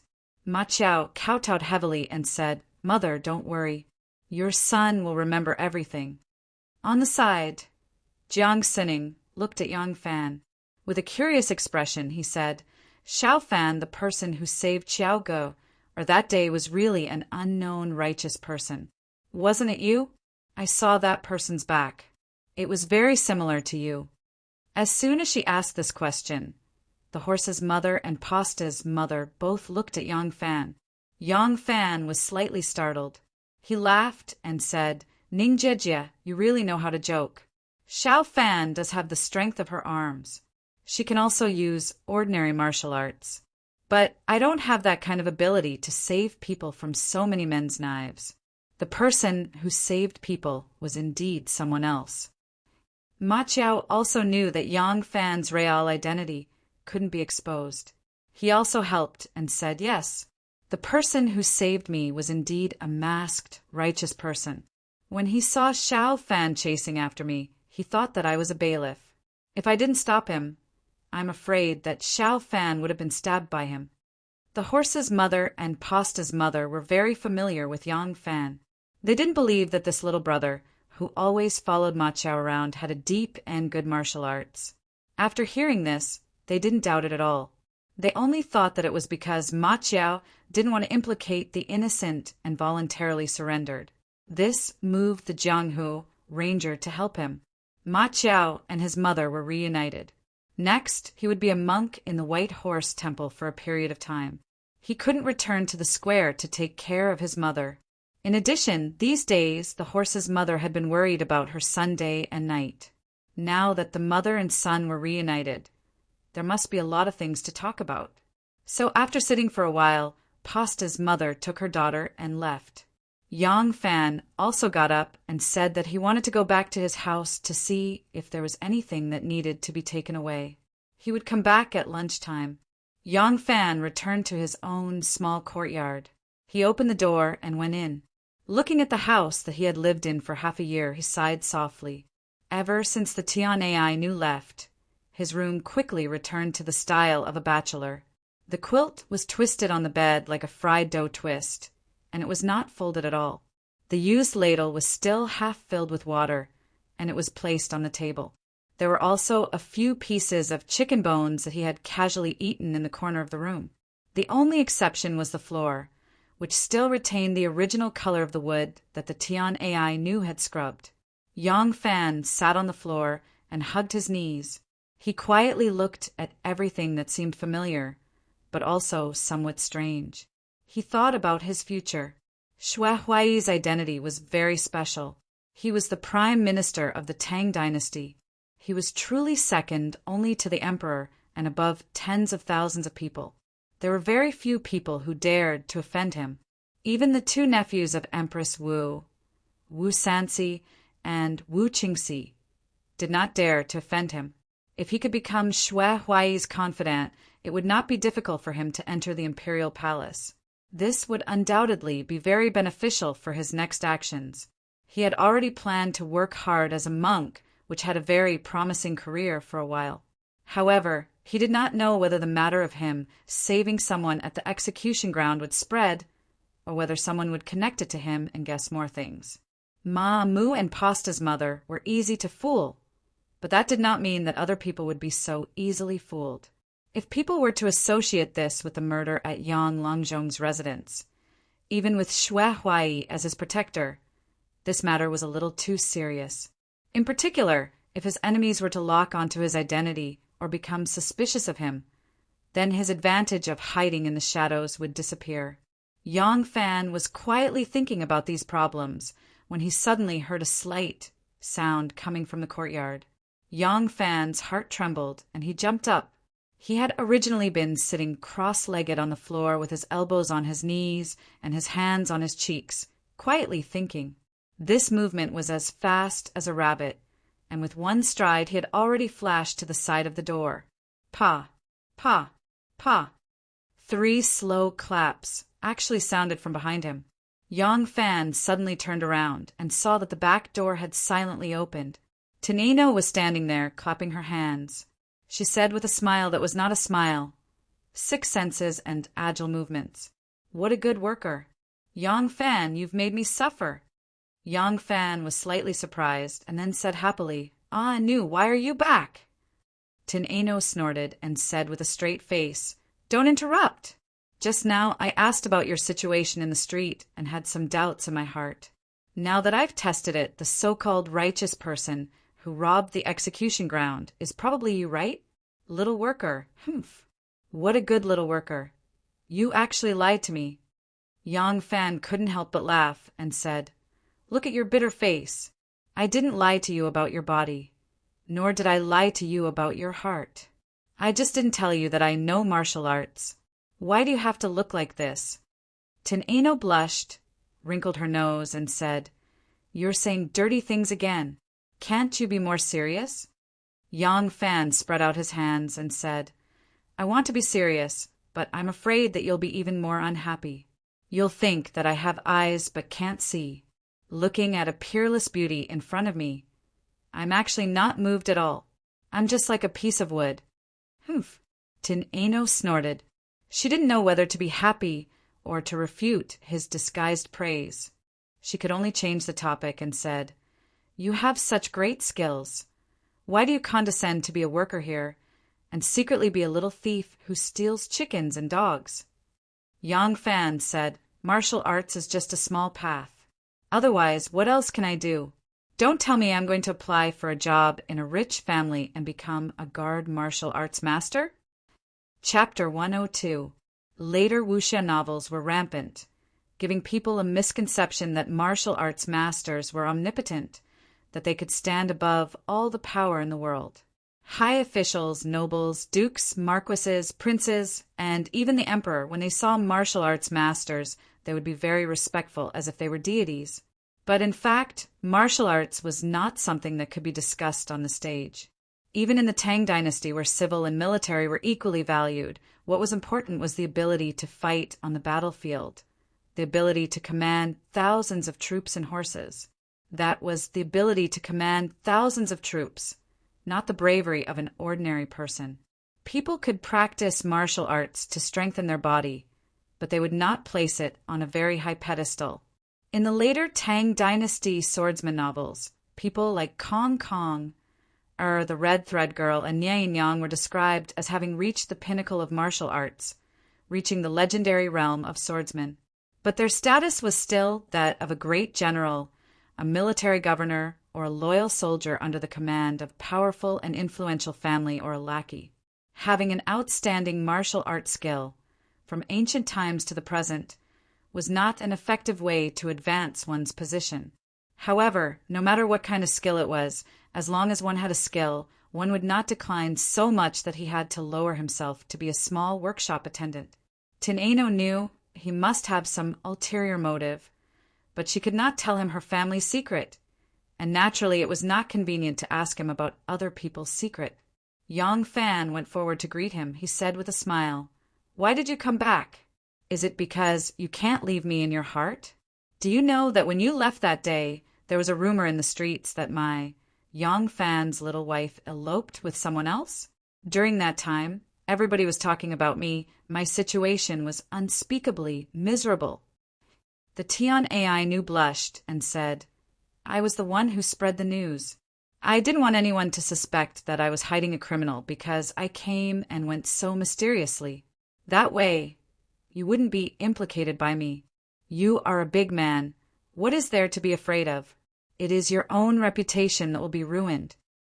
Yang Fan cupped his fists and said with a smile, Anu Gaoi, please accept Yang Fan's bow.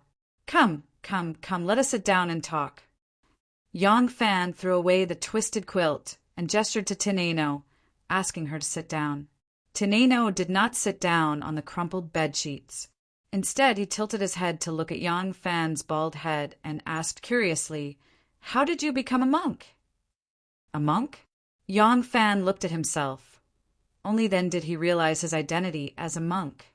He hurriedly put his palms together and said to Tineno solemnly, As long as Anu agrees to marry me, I will immediately return to secular life. Tineno giggled, then straightened his face and said, If you don't speak properly, I'm leaving. Yang Fan forcibly pulled her to sit down on the couch and said, Forget it, don't pretend. We are already husband and wife, who doesn't know each other. If I don't satisfy your curiosity, it would be strange if you are willing to leave. Sit down, I will tell you. Tineno had a helpless look on her face.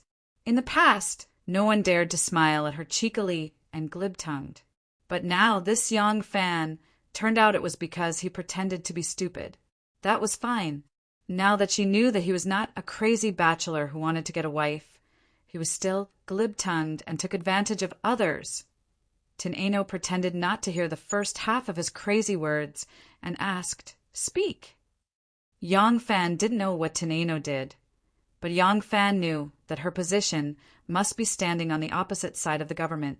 Moreover, even the government was clear about his experience of becoming a monk, so there was no need to hide it from her.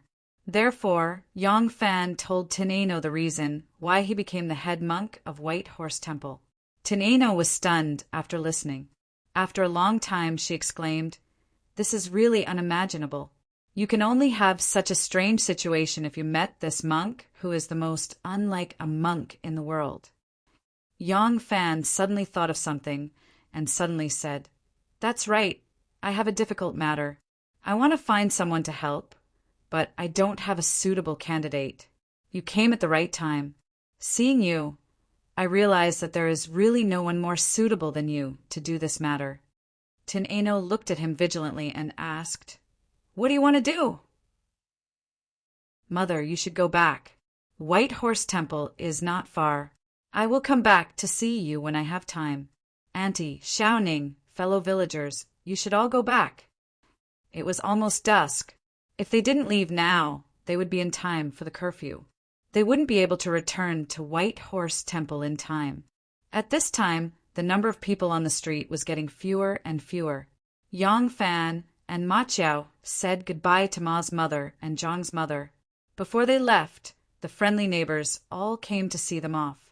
After a whole day, everyone gradually adapted to this matter. Regarding the matter of Ma Chiao being a murderer, everyone's reaction was no longer so intense. After all, even the government officials pretended to be deaf and mute. Why would they care about this? Just as Yang Fan and Ma Chiao were about to leave, a masked man suddenly appeared on top of the gate. He was looking at them from high above with his hands clasped behind his back. This person was wearing a yellow round neck shirt, a silk scarf on his head, and a red sandalwood hairpin on it. He did not wear a headscarf, and his face was covered with a pure white silk handkerchief. The people who were seeing Yang Fan and Ma Chiao off immediately cried out in alarm. Yang Fan and Ma Chiao had their backs to the gate. For a moment, they did not know what was going on. When they turned around to look, they could not help but be surprised and happy. The two hurriedly took 3 steps forward, turned over, and kowtowed. Ma Chiao was pleasantly surprised and called out, "Is this benefactor?" The man on top of the gate laughed out loud and said in a clear voice, "That day I passed by Nan City and saw that you were a man. After drinking some wine, I conveniently rescued you, but I did not see you out of the city. After I sobered up, I felt quite uneasy. I came here today to inquire about your whereabouts. Since you are safe and sound, I am relieved." Yang Fan loudly said, "Hero, that day on the execution ground, you were chivalrous enough to save my family's brother. I am very grateful. To be able to see Hero again today, my heart is very happy. The two of us are willing to prepare water and wine to thank Benefactor. I ask Benefactor to let the two of us fulfill our wish." Horse's mother was also surprised and said, "Is the wanderer on top of the gate the hero who saved my son?" "Aya, many thanks, Hero." Horse's mother quickly went forward and kowtowed to express her thanks. The hero on top of the gate seemed to be unwilling to accept the old woman's kowtow. He slightly moved to the side and avoided the bow.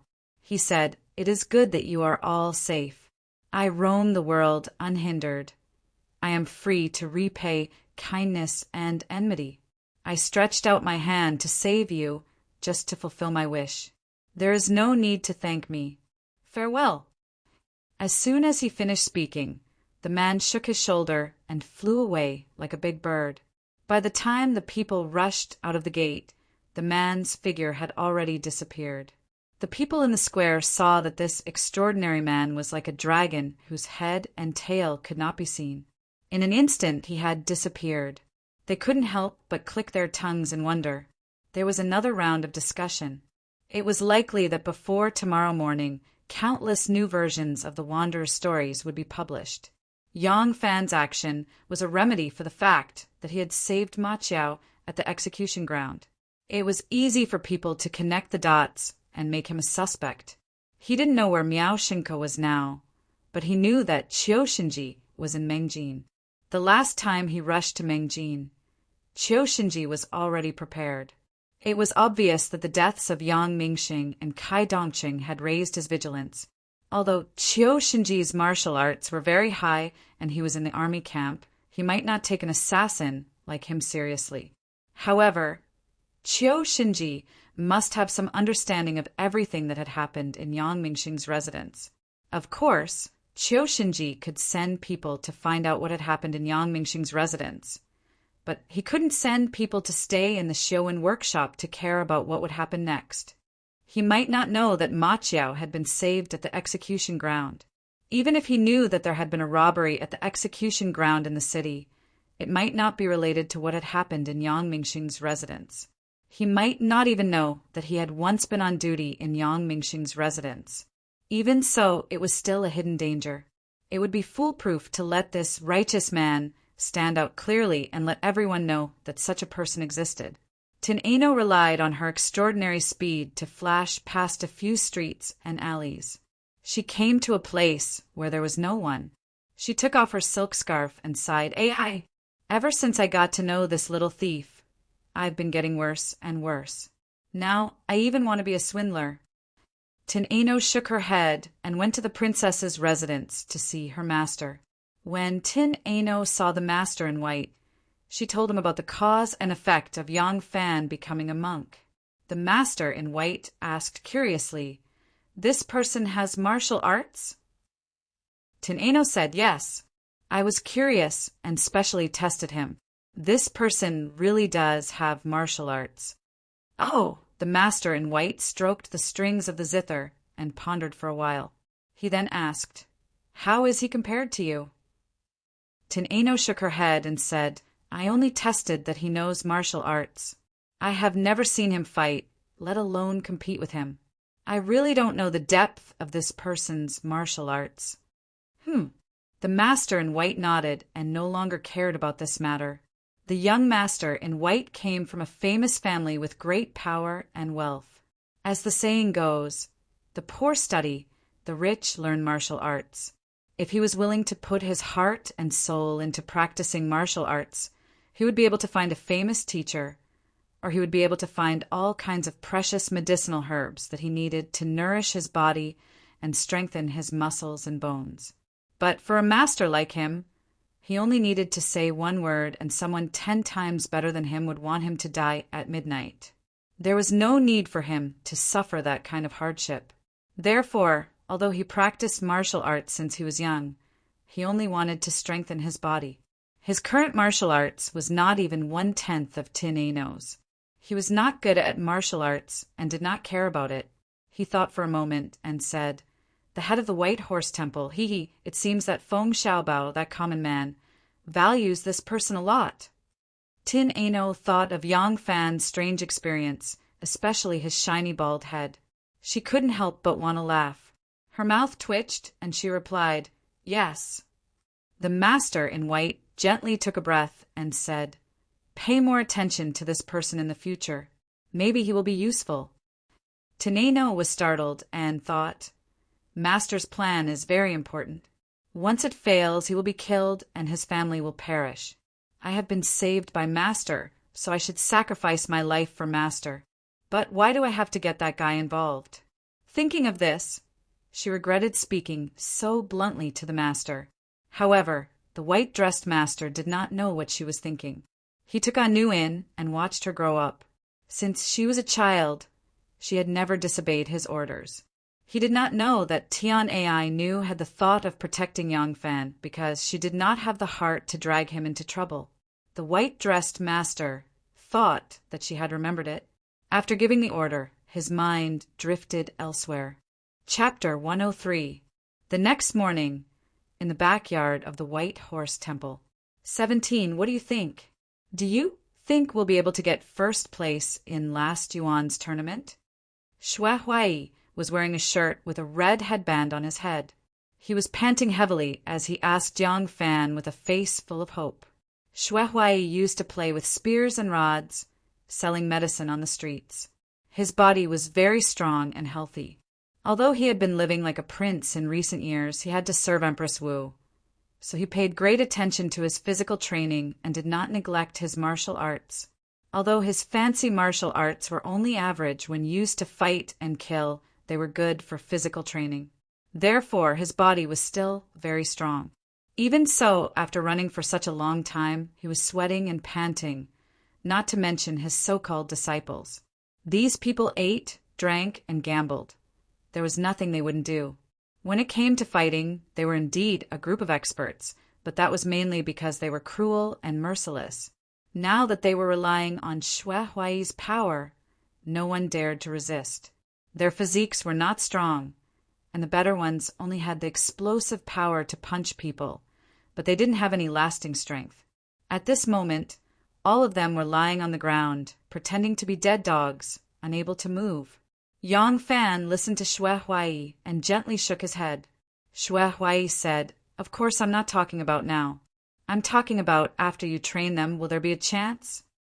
Yang Fan smiled bitterly and shook his head. "Abbot, there are only 3 or 4 months left until the Lantern Festival. It's too difficult to train them in such a short time." Xue Huai turned his head and looked at the useless people lying on the ground like dead dogs, their tongues hanging out. He also felt that it would be difficult to win the championship. For Yang Fan's sake, he lowered his requirements and asked, "Then, after this period of training, can we win the top 3 in the last tournament?" Even if it's the last place, it's fine." Yang Fan took a deep breath and said, "It's difficult. Senior and junior brothers, your kicking skills are just some fancy skills. It's fine if you stand on the spot and do some fancy kicks. But if it's a kicking competition, it's difficult." Yang Fan could understand the rules of the game as soon as he heard it. Once he knew the specific rules and requirements of the game and saw the level of the monk's skills, he could roughly estimate the odds of winning. Although he had yet to see what a real master of Kuju was like, and how good the other teams were, he had seen Chu Kuanga and the others playing football in the alley when he was pretending to be someone from the western regions. Compared to the group of monks in front of him, Chu Kuanga and the others were much better than them. From this point of view, Yang Fan's guess was not too far-fetched. Xue Huai's eyes widened. "No way. Although their skills aren't that great, when I played against those teams from the aristocratic families, they won more than they lost." Yang Fan laughed dryly and said, "Abbot, I usually listen to the chatter of my senior brothers, so I know more or less. They tied iron braces on their legs and hid lime in their sleeves. That's not all. They kicked their groin, tripped them, and did everything they could to win. How can they use these methods in front of the Empress Dowager?" If these words were said to Xue Huai by others, old Xue would immediately stare and wave his fists to argue. However, it was said in his own home, and it was the chief monk of the White Horse Temple, whom he highly valued and admired. Old Xue did not feel disgusted. His old face turned red, and he patted his head in annoyance. "Damn, if that's the case, I still can't show my face in the palace this year." Yang Fan thought, "If you don't go to the palace, how can I go to the palace? I still have to find Wanner from the Shangguan Wanner to ask about the whereabouts of Shinka Miao. Maybe I will let Qiu Shinji get close to me, unsuspectingly. If I can't compete in this game, I'm afraid I won't have the chance to go with you. After all, you usually go to the palace to serve that woman. How can you take me with you?" Thinking about it this way, Yang Fan had no choice but to pay attention to his matter. He knitted his brows and pondered for a long time before saying, "Abbot, during the Lantern Festival, what kinds of competitions will be held in the palace? Who are the best?" Xue Huai liked Kuju.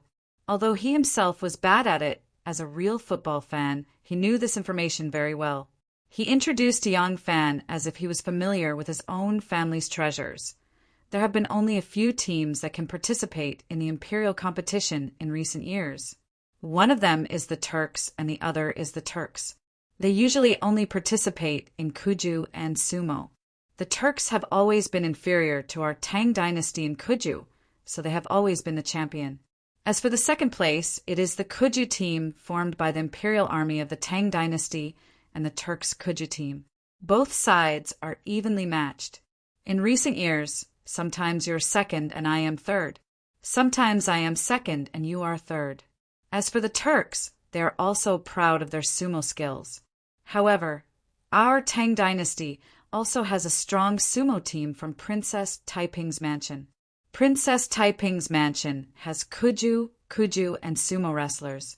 Among them, the sumo wrestlers are the most powerful. Not only does the Princess Taiping have male sumo wrestlers, but there are also more than 10 female sumo wrestlers by her side. In recent years, Princess Taiping's mansion has basically taken first place.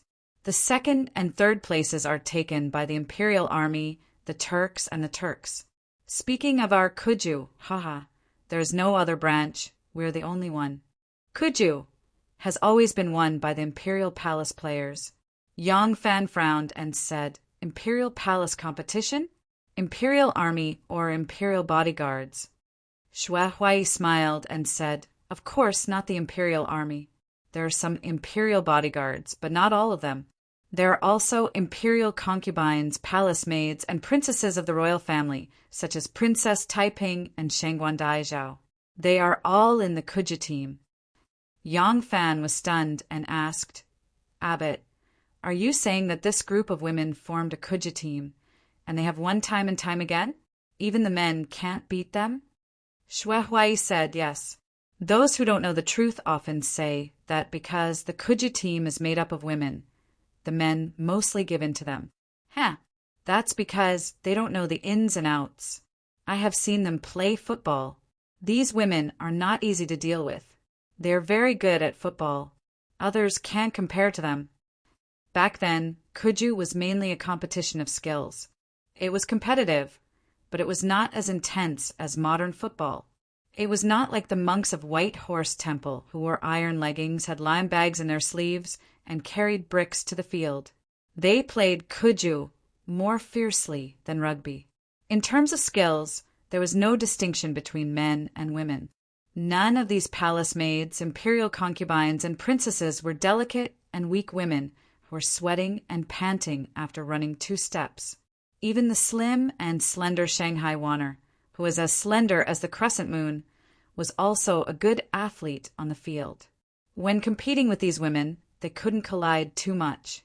Their Kuju skills were not as good as theirs.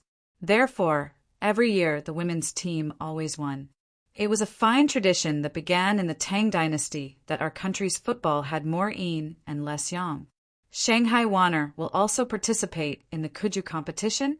Yang Fan couldn't help but feel excited when he heard this news. At that time, there was no distinction between men's and women's teams in Kuju. If you wanted to compete, you had to ignore the difference between men and women and use the same game to compete for the championship. Just like the polo game at that time, there was no requirement for both teams to have the same number of players. If this was the case, then as long as Yang Fan led the White Horse Temple team to the finals, he would have the opportunity to meet Shanghai Wanner. Otherwise, he could kidnap Shanghai Wanner and force her to tell him about Miao Shinka's whereabouts. But he didn't even know Shanghai Wanner. It should be known that there might not be anything else in the palace except for women. It was easier said than done to pick a flower from a sea of thousands of flowers. The palace was not an easy place to infiltrate, so how could he do it? Hearing this news, Yang Fan's ambition suddenly rose. He said to Xue Huai excitedly, Abbot Master, you don't have to be depressed. This disciple will do his best to make the White Horse Temple enter the finals and even win. It's just that. Yang Fan glanced at his fellow disciples who were lying on the ground like dead dogs after being trained by him for the whole day. He said to Xue Huai, among all the senior brothers, only Hong Yi, Hong Lu, and Hong Jiu have good skills. As for the other senior brothers, this disciple can't do anything in such a short time. This disciple needs to recruit a few more new people. Jixin Lane, Crossroads Street. There were a few big pagoda trees with twisted branches on the roadside. A few bare-chested men were sitting lazily. Facing the direction of the street, there was a big man sitting against the tree, like a crouching tiger. On his arms, which were as thick as a normal person's thighs, there were 2 eye-catching tattoos. Fear not the governor of the capital, and fear not the king of hell. Chu Kuanga. Jishan Lane was Chu Kuanga's territory. His brothers had always been here to solicit business. Among the ruffians of each lane, Chu Kuanga was the strictest to his subordinates. Because of his extraordinary strength and martial arts, many brothers came to him at the beginning. However, some people could not stand his restrictions, and some people thought that he was too inflexible. Some people did not accept some business that came to their door, and gradually they dispersed. After a few years, there were very few people who were still willing to follow him. There were only a dozen or so people, but these dozen or so people were loyal and devoted to him. They were not comparable to the ruffians in the other lanes who had hundreds of people. Those people were just a motley crew. If they really fought, they might not be able to compete with these dozen or so men whose hearts were twisted together. Therefore, he was still able to occupy this Jishan Lane. No one noticed that although the people who followed Chu Kuanga were not as famous as the ruffians in the other lanes, after a few years, none of Chu Kuanga's brothers had died or been crippled. Chu Kuanga and his brothers were like the old pagoda trees on Crossroad Street, always standing there. As for the ruffians in the other lanes, their subordinates had changed like a horse lantern. Many of the big ruffians who were famous a few years ago were now gone.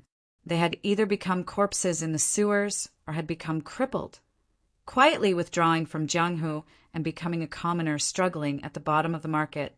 Propriety and foresight. The secret of Chu Kuanga's standing was that he was clear about what could be done and what could not be done. He had a ruler in his heart. This was a skill that he had honed for many years in the 1,000 Bull Guard. The other ruffians were far inferior to him in this regard. On the main road, a few big monks came. Chu Kuanga only glanced at them before withdrawing his gaze. He was not very curious. He never cared about things that had nothing to do with him. He was a ruffian, and these people were monks. It was impossible for monks and ruffians to have any interaction. However, these monks were coming for them. Chapter 104. There were more than 10 monks dressed in gray, black, and green robes, representing their different identities and statuses in the temple. And in the middle of them was a monk dressed in a red kasaya. He looked dignified and had an extraordinary aura. His bald head was really bright, huh? Chu Kuanga carefully looked at the excessively young monk and was suddenly stunned. This person, why does he vaguely resemble that handsome and adorable young man, Yang Fan, who wears embroidered clothes and a small hat? Chu Kuanga looked at him, and his mouth gradually opened wide enough to stuff a goose egg in. The ruffians beside him were also stunned. After a long time, one of them jumped up in shock and cried out, "Xiao Fan, why is it you? You, what are you dressed up like? Are you acting in a drama? How dare you? This is the head of the White Horse Temple, Master Hong Shichi. Who dares to be rude?" A monk immediately jumped out and solemnly declared the identity of Yang Fan. The ruffians were even more shocked when they heard this. Yang Fan smiled and said, "Almsgiver Chu, fellow almsgivers, how have you been?" Chu Kuanga stood up in surprise and looked at Yang Fan from head to toe. He slowly revealed a bitter smile and said, "Master Shichi, your appearance is really unexpected." Yang Fan smiled and said, "Almsgiver Chu, this way please. This poor monk has something to say." The two walked to the other side of the road. Under the big locust tree, a group of monks and a group of ruffians looked at each other with dissatisfaction. There was a kind of unwillingness between them. One must know that these monks were originally ruffians. When the two groups of people stood together, they could naturally feel the aura of the same kind from each other. Since they were all ruffians, there was a natural sense of competition and hostility. Therefore, the two sides only exchanged glances and found each other to be an eyesore. On the other side of the road, Yang Fan briefly explained his situation to Chu Kuanga. Even a death row prisoner like Ma Chiao had been whitewashed by a single sentence from Xue Huai. He was not afraid of Chu Kuanga digging out any secrets. and it was impossible for Chu Kuanga to dig out any real secrets. Moreover, he knew that Chu Kuanga was a person who knew his limits, a person who had been in the officialdom, especially a person who had suffered a major setback, would not have that kind of boring curiosity. He would not dig up other people's gossip for fun. He believed that Chu Kuanga would agree to his request, because this matter was beneficial to Chu Kuanga. More importantly, Chu Kuanga had been chased out of the Thousand Bull Guard and had been homeless for many years. There was a sense of injustice in his heart, just like how he had been wandering in front of the governor's office of Guangzhou. As long as he was given a chance, he would seize it. Even if it was just to change his current situation, it was enough to make Chu Kuanga work for him. Therefore, Yang Fan looked at Chu Kuanga calmly, waiting for his reply. Chu Kuanga looked straight at Yang Fan and said, "After my brothers go, will they really become monks?" Yang Fan sighed and waved his hand. He pointed at the few monks who were slanting their shoulders and shaking their thighs. They were competing with Chu Kuanga's subordinates to see who was more mischievous and rascally. He asked, "Look at them. Which one of them looks like a monk? Shave your hair and change into monk robes so that you can compete in the name of the White Horse Temple. That's all." Chu Kuanga nodded and confirmed, 30 copper coins a day. Once they really enter the finals, everyone will be rewarded 10,000 coins. Yang Fan smiled and said, "Not only that, if you can make Master Xue happy, Brother Chu will return to the Thousand Bull Guard. Oh, now that it has been renamed to the Fengqin Guards, it will not be difficult for Brother Chu to return to the Fengqin Guards." Chu Kuanga's body trembled, and his eyes suddenly widened. He looked at Yang Fan nervously and said with a trembling voice, "Really?" Yang Fan said, "In this world, there is actually no such thing as fairness. To Brother Chu, you have fought countless battles on the battlefield and fought with your life on the line. It isn't easy for you to be promoted in the 1,000 Bull Battalion. However, to Schwescher, if he wishes for you to return to the 1,000 Bull Battalion or even reinstate your position, it would only take a single word from him. The crux of the matter is whether he is willing to do it." "Good. I will go with you." Chu Kuanga's eyes emitted a trembling light. In a trance, it was as if a layer of dust was rustling off his body. It was as if a warrior who had been sealed in a clay figurine had broken free from his shackles. He slowly stretched his body and gripped the spear in his hand. He straightened his back, and his expression became solemn. There was a kind of exuberant vitality between his eyebrows. He stood there like a spear.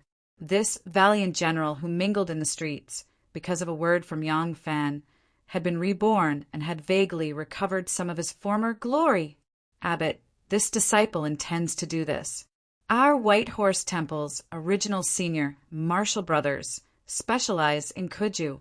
This disciple and junior martial brother Chu Kuanga will also join them, with senior martial brother Hongyi and senior martial brother Honglu. This disciple and junior martial brother 19 may not be able to win, but we still have a fighting chance. Let the White Horse Temple's senior brothers specialize in Kuju.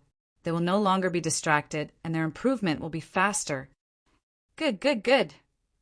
Xue Huai readily agreed and immediately called Hongyi in front of him. He puffed out his chest and said, "Listen to me. From now on, all disciples are not allowed to leave the White Horse Temple. They are not allowed to eat, drink, or gamble. Listen to your 17th junior brother's instructions at all times and practice Kuju diligently. When the Lantern Festival comes, show me your face." Hongyi quickly agreed. Hong 16 and Priest Zhu came over and said with a frown, "Abbot, this disciple is old. Do I still have to play football?" Xue Huai said, "You are in charge of picking up the ball." "Oh." Seeing that Xue Huai had given his orders, Yang Fan said again, "As for this disciple, I will practice polo with 19th Junior Brothers Group, but the horses—" Xue Huai patted his chest and said, "No problem. I will immediately go to the Ministry of War and ask for dozens of their best war horses. There is also a place we can practice in the open space behind the White Horse Temple." After Xue Huai finished speaking, he touched his bald head and smiled with satisfaction. Haha, Kuju, it's just a competition with a bunch of women.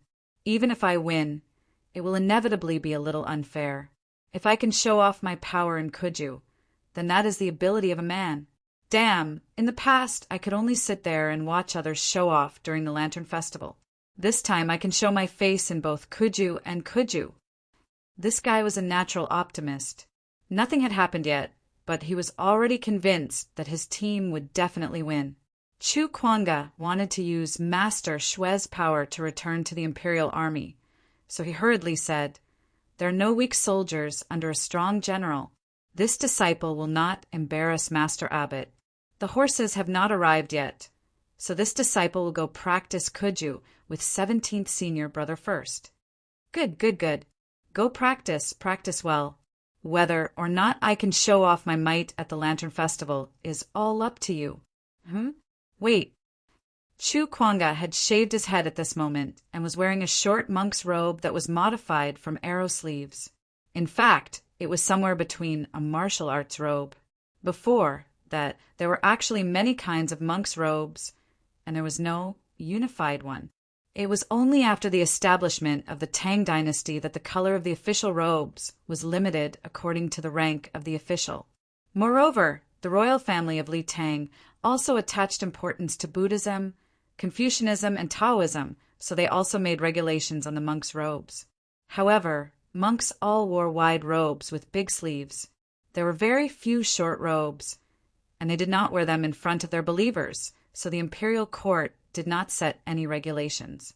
Therefore, this short monk's robe suitable for competition was actually modified from the short robes of a martial artist. Therefore, even though he had shaved his head, he still looked majestic.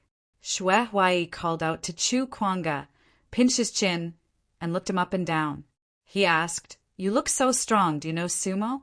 Chu Kuanga smiled and said proudly, "To tell you the truth, when this disciple was in the 1,000 Bull Guard, I was one of the top 120 warriors in the sumo competition and won the championship time and time again."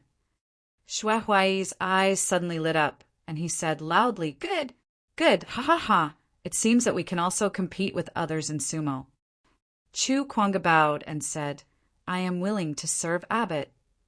Xue Huai had heard Yang Fan talk about Chu Kuanga. Seeing him so respectful, he patted him on the shoulder and said, 1917 has told me about your situation.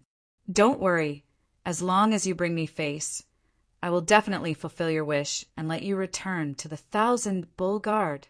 I am a boorish man, but I am a man of my word." Chu Kuanga's heart was filled with excitement when he heard this. He immediately cupped his fists and said, "Abbot, don't worry.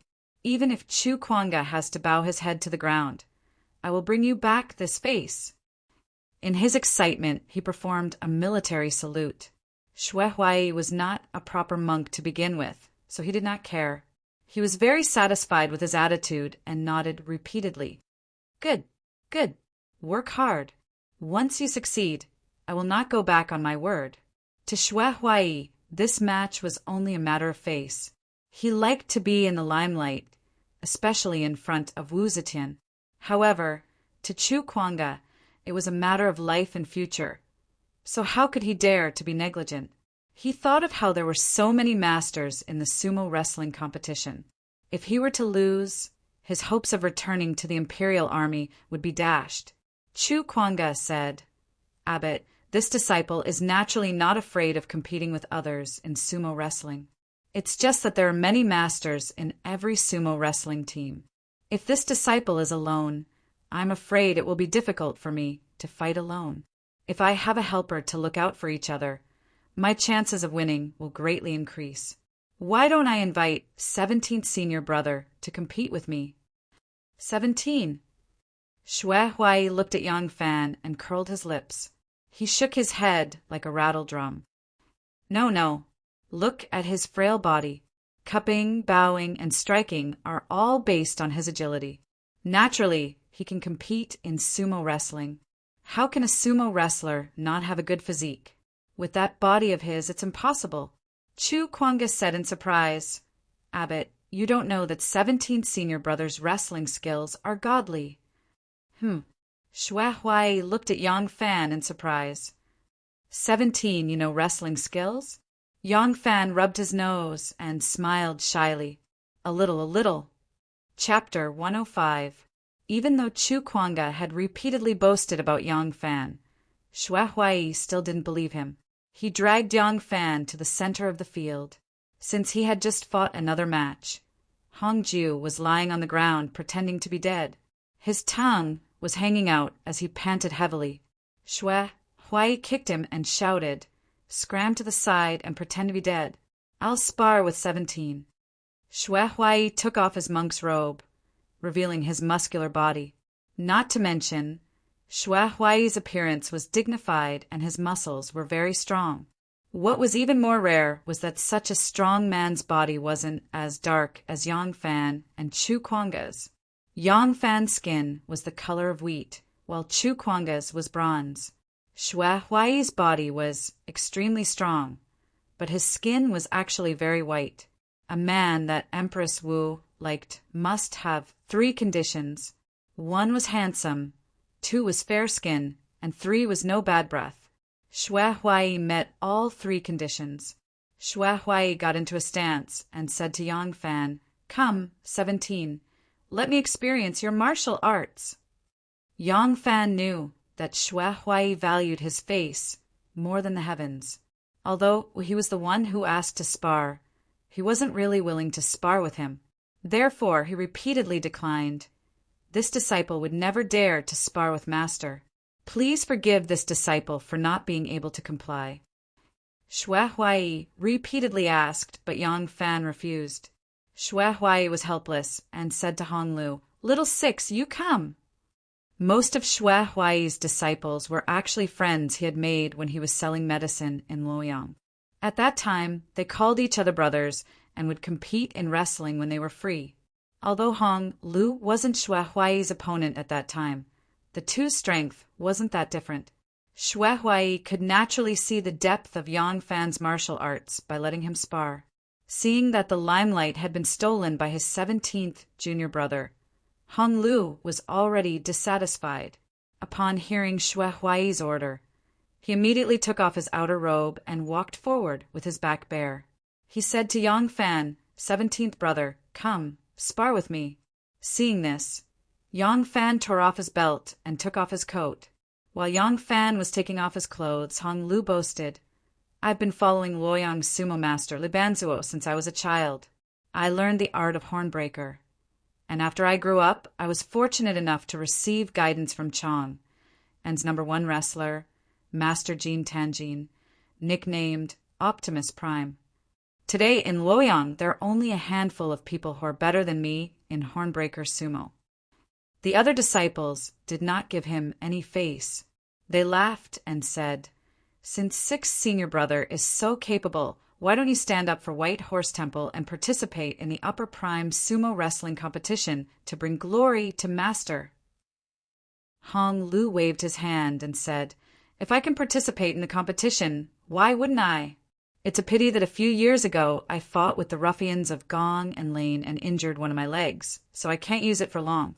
I can still spar with little 17, but if I were to go on stage and compete with other sumo masters, I wouldn't lose face to Master." Immediately, there was a chorus of boos. Yang Fan took off his outer robe and, like Hong Lu, went bare-chested. Although his body was a bit thinner, it was still well-defined and well-muscled.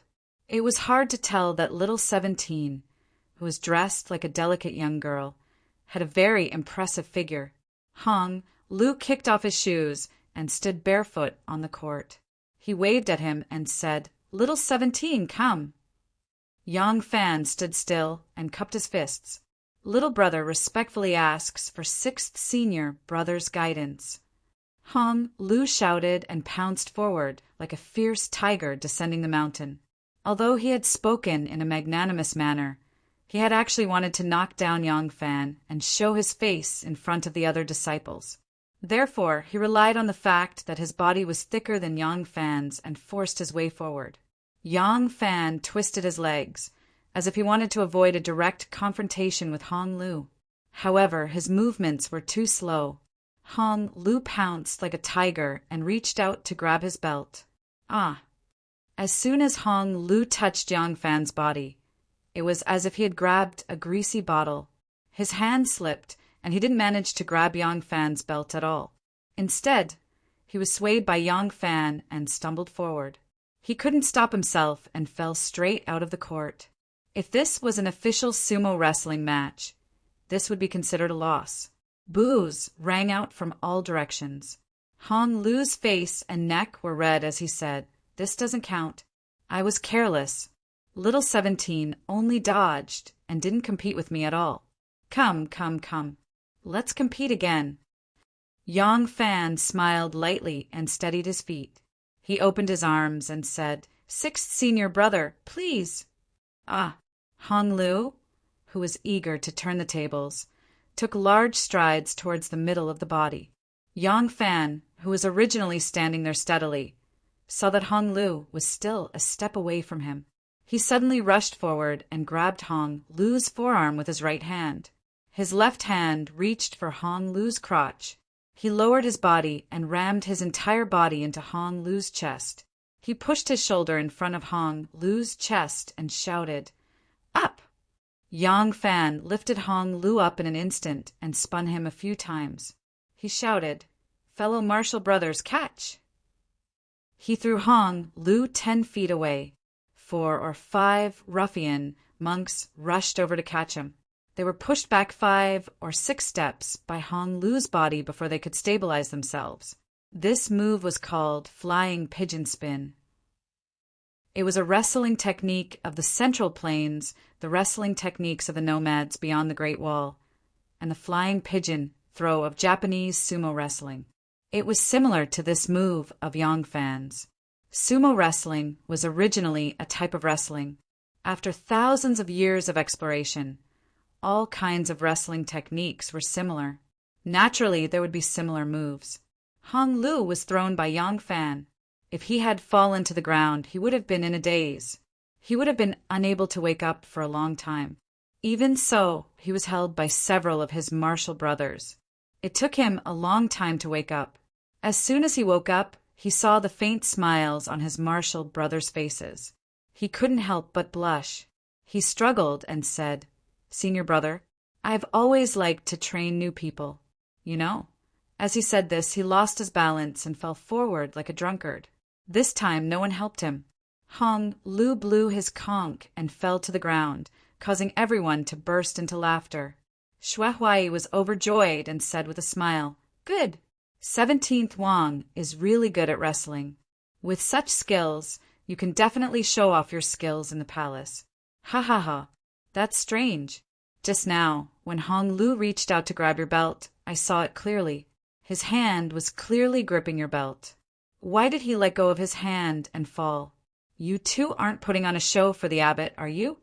Because everyone was already exhausted. Even though Xue Huai wanted nothing more than for them to immediately start training, he could only tell them to rest for a while.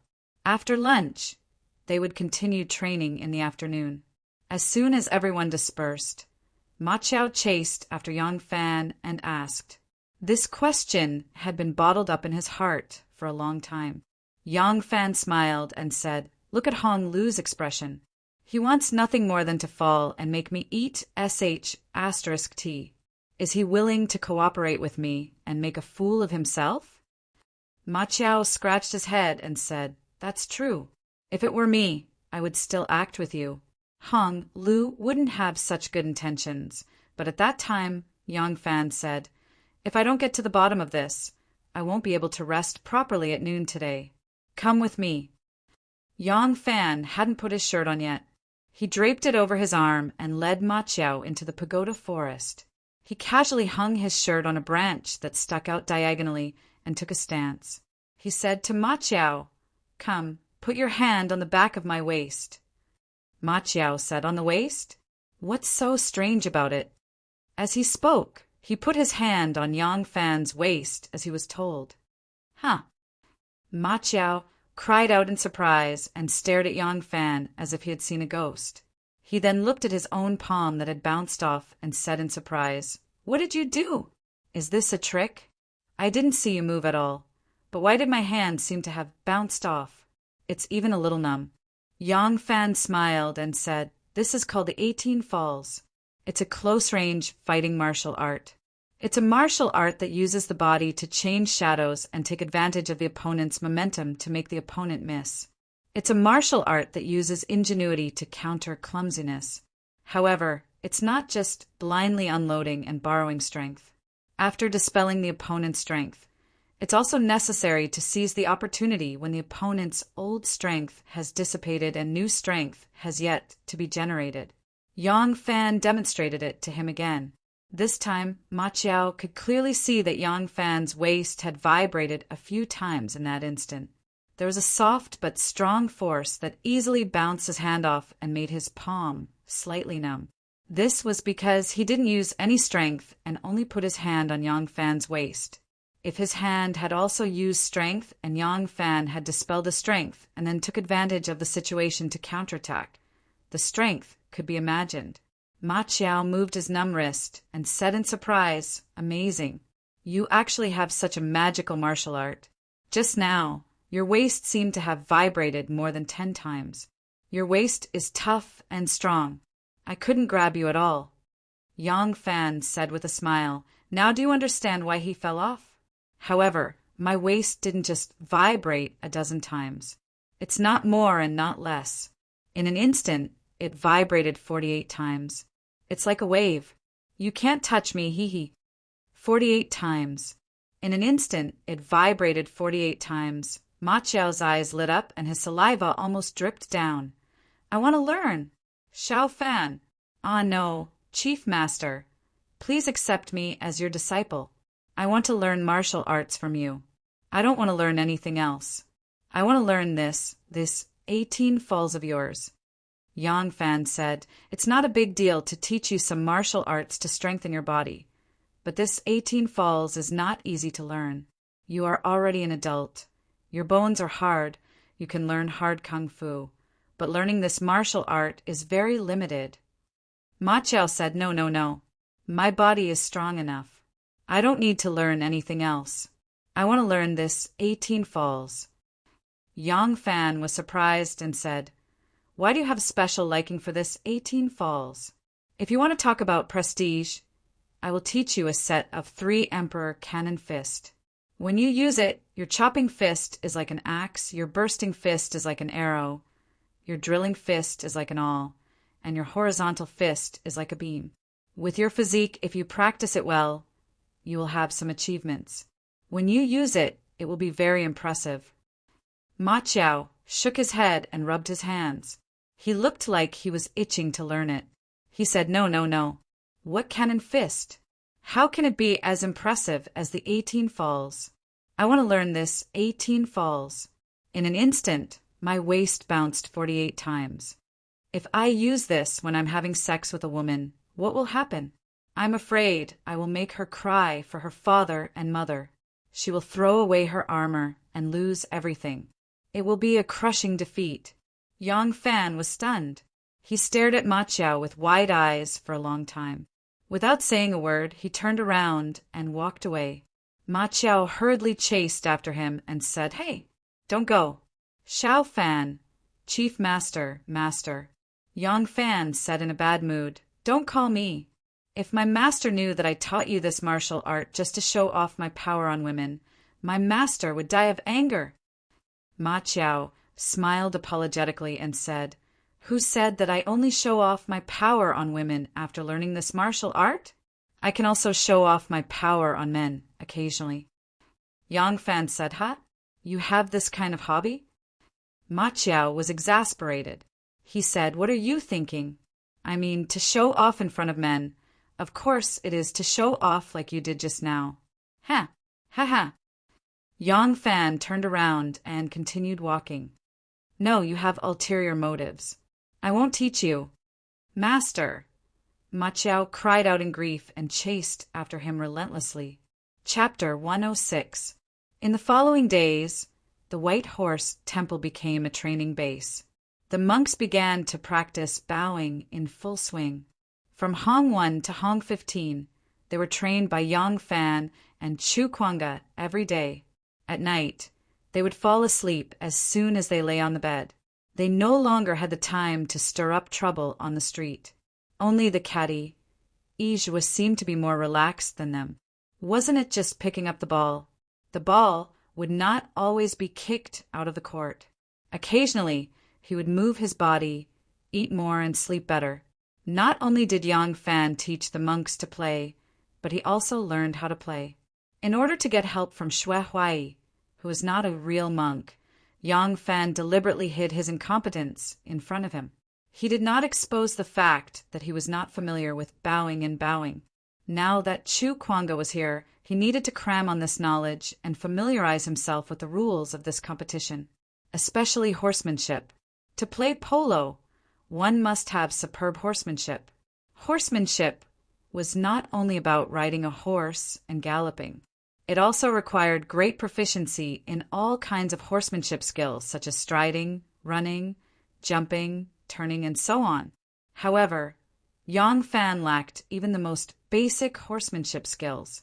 The last time he went to Mengjin to assassinate Qiushenji, he had prepared a horse early. He was slightly familiar with horsemanship, and the saddle was padded with a thick mattress. Even so, he almost fell apart after running wildly all the way. Fortunately, the Jinwu guards were not all cavalry. Qiushenji did not expect him to break out of the encirclement so decisively. Qiushenji did not have time to prepare a horse to chase after him, so he managed to escape. This time, Yang Fan was just in time to let Chu Kuanga teach him horsemanship. Every morning and night, accompanied by Chu Kuanga, Yang Fan practiced horsemanship. Chu Kuanga's brothers also followed him to practice horsemanship. They made many obstacles in the wide open field behind the White Horse Temple to practice horsemanship skills. Yang Fan had a good body of martial arts, but after a few days of riding, his back was sore and his thighs were bruised. Not to mention Ma Qiao. However, Yang Fan had a good physique to begin with, so he was able to learn equestrianism quickly and quickly master some of the basic essentials. There were still 3 to 4 months until the Lantern Festival. If he practiced like this every day, and with the guidance of a famous teacher, he believed that by the Lantern Festival his equestrian skills would be good enough to compete in competitions. These days, Yang Fan also learned about the movements in the capital through the mouths of the shameless monks and his informants in Jiaoyu. The assassination of Qiushenji had not spread in the capital, as if it had never happened. Yang Fan was even more certain that the murder in the mountain village was not the work of the imperial court. The repeated cover-up of the people involved was clear proof, but the truth of the matter was even more confusing. He wanted to know the truth and why his innocent relatives and fellow villagers were killed, so he needed more information. That evening, the sky was full of rosy clouds. After a day of training, everyone was sweating profusely. Some did not even take a bath and returned to the meditation room to rest. Yang Fan was still full of energy. Seeing that it was not time to practice horsemanship, he went to take a bath. When he came back, he saw Taoist Ijue sitting cross-legged on the stone steps in front of the hall, muttering to himself. It was hard to tell if he was chanting Buddhist or Taoist scriptures. Yang Fan walked over, greeted him, and began to chat. After a few words, Yang Fan cleverly changed the topic to Heilin Minji. Taoist Ijue beamed with joy. If you want to talk about this Heilin Minji, she was a major figure that shook the capital. Back when the Empress became Emperor Gaozong's Empress, because her 2 half-brothers did not get along with her mother and son, she found some reason to banish them out of the capital. The Empress naturally hoped to put her own sons and nephews in an important position. With these relatives, the Empress's position in the palace would be stable. However, she had never liked her 2 brothers, so who should she support? Later on, the Empress's 2 brothers died in a foreign land. The Empress was not in the mood to recall her 2 brothers' descendants, so she changed her sister's son, Heilin Minji, to Wu. He inherited her father's title and was conferred the title of Duke of Zhou. Heilin Minji's mother, the Empress's sister, was exceptionally beautiful, not inferior to the Empress herself. When Emperor Gaozong saw her, he conferred her the title of Madam of Han. She was often invited to the palace and was exceptionally doted on. Later on, she died of a sudden illness. This Heilin Minji also has an older sister, Heilin Shi. This Heilin Shi was younger and more beautiful than her mother. Later on, she was doted on by Emperor Gaozong and was conferred the title of Madam of Wei.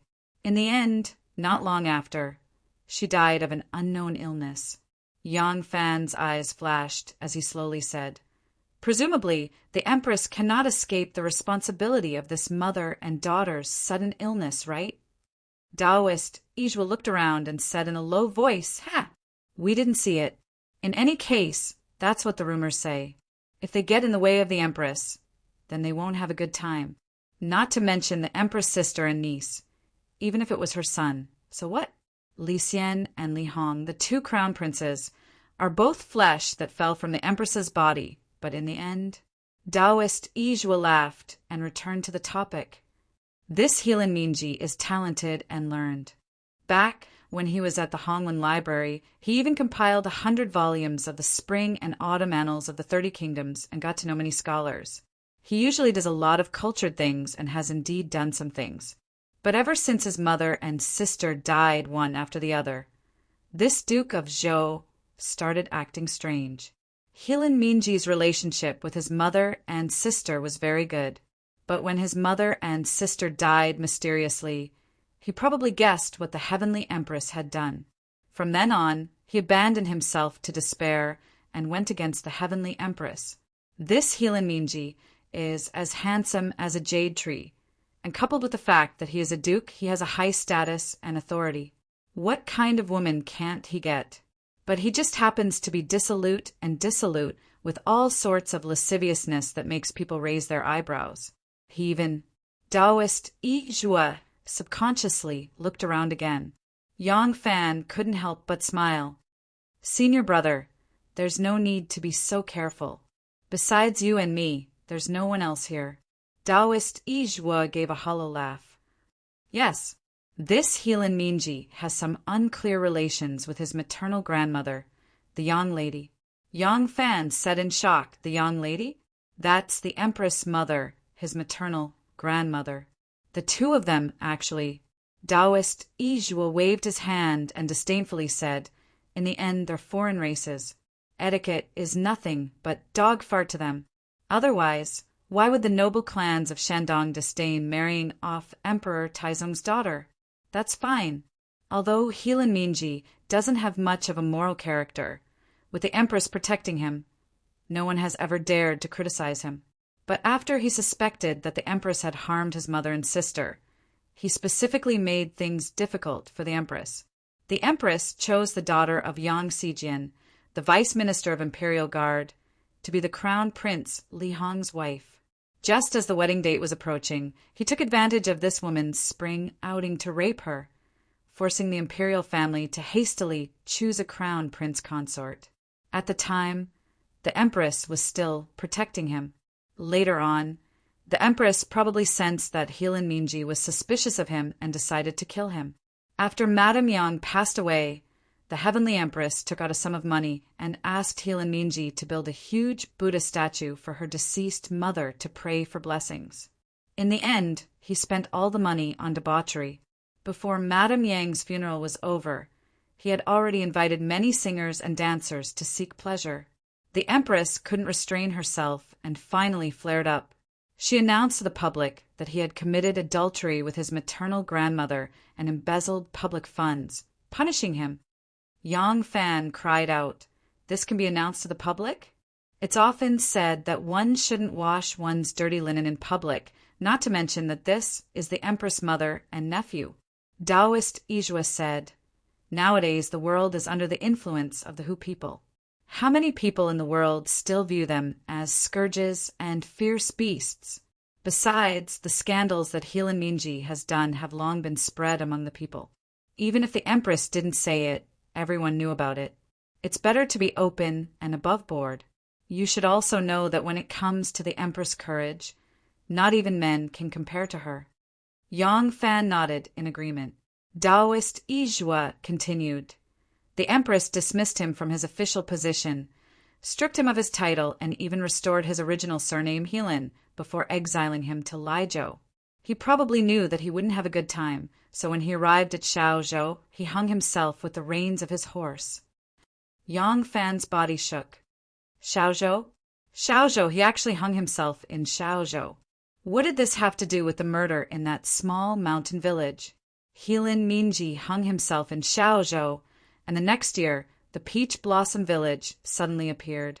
Between the two, Yang Fan was a little confused. He seemed to understand something, but at the same time he didn't seem to understand anything. He was born the second year after Helan Minji's death, and Helan Minji didn't have any brothers or sisters, so he shouldn't have any relationship with Helan Minji. Then his father and those villagers were Helan Minji's old subordinates and good friends? Those officials who were implicated and demoted? If they were, they could have been killed at that time. But why did it happen 11 years after Helan Minji's death? There were 10 years in between. Wasn't 10 years too late for a gentleman to take revenge? This was simply inexplicable. The more Yang Fan thought about it, the more confused he became. Taoist Yizhua slapped his thigh and sighed with emotion. The current Wu Qingxi and Wu Sanxi are the descendants of the two half-brothers who were banished by the Empress. The Empress doesn't like them, but they still have such power. If Helan Minji didn't insist on going against the Empress, I'm afraid that in today's world, besides the Empress, he would be the most powerful. As he spoke, he saw the reception monk accompanying a monk in black, slowly walking over. The monk had a strange appearance. His eyebrows were as white as snow, and his face was clear. He seemed to be quite old. Occasionally, a real monk would pass by on the side of the road. When they saw the monk, they would stop and respectfully salute him. Although the White Horse Temple had been occupied by Xue Huai and a group of fake monks who drank and ate meat and did not abide by the rules, the real cultivators still lived in the temple. The daily affairs of the White Horse Temple were also managed by them. Since they recognized this old monk, he must be an eminent monk with an extremely high status in the Buddhist world. When Taoist Yizhua saw the monk walking over, he hurriedly stood up and saluted. Yang Fan imitated him and saluted. After the reception, monk accompanied the black-robed monk into the temple. Yang Fan whispered to Taoist Yizhua, "Senior Marshal Brother, do you know this monk?" Yizhua replied, "Yes, this is Reverend Sanjia, the direct disciple of the Dharma Manifestation sect's founder, Reverend Xuanzang." Yang Fan didn't know much about Buddhism, so he only made an "oh" sound and asked curiously, "What is he doing here?" "Look at him. He's heading to the abbot's meditation room." "Oh, right. There seems to be a lot of serious monks going in and out of the abbot's room recently. Is our abbot really going to study Buddhism?" Taoist Yizhua smiled bitterly. "The abbot's thoughts are like a heavenly steed soaring into the sky. How can mortals like you and I guess what he's thinking?" Yang Fan deeply agreed and nodded. Chapter 107. When Great Master Sanjia walked into the meditation room, there was already a group of old monks inside. They all looked to be quite old, and each of them had a profound cultivation base. As soon as they saw Great Master Sanjia enter, the monks who were chatting and reading scriptures all stood up and greeted him. Sanjia returned their greetings with a smile on his face. The great Abbot Huai, he was bared to his chest as he leaned on the Luohan bed, drinking wine. When he saw Sanjia coming, he looked at him with hazy eyes and beckoned. "Monk Sanjia, you're finally here. Sit. Let's think of a way together." Xuanzang had taken in many disciples back then. Among them, the one he valued the most was his youngest disciple, Bianji. Bianji was the most famous scholar monk in Chang, and after Xuanzang, among the 9 eminent monks who participated in the translation of the Tang dynasty's records of the western regions. He was the youngest, only in his 20s. Unexpectedly, Bianji's ill-fated relationship with Princess Gaoyang cost him his life, and he was sentenced to death by Li Shimin. After that, among Xuanzang's disciples, Master Skimmer was the most famous and knowledgeable. However, he passed away in the second year of Yongchen. After him, there were other disciples such as Yuanji, Daojin, Xingzhuang, and Taixian. Some of them were still alive, but because they were too old, they rarely went out in the world. Master Sanjie was not the most famous disciple of Xuanzang, but he was the most active one. Xue Huai picked up his wine cup and looked at Sanjie. I have invited many great monks, but none of them could come up with a solution.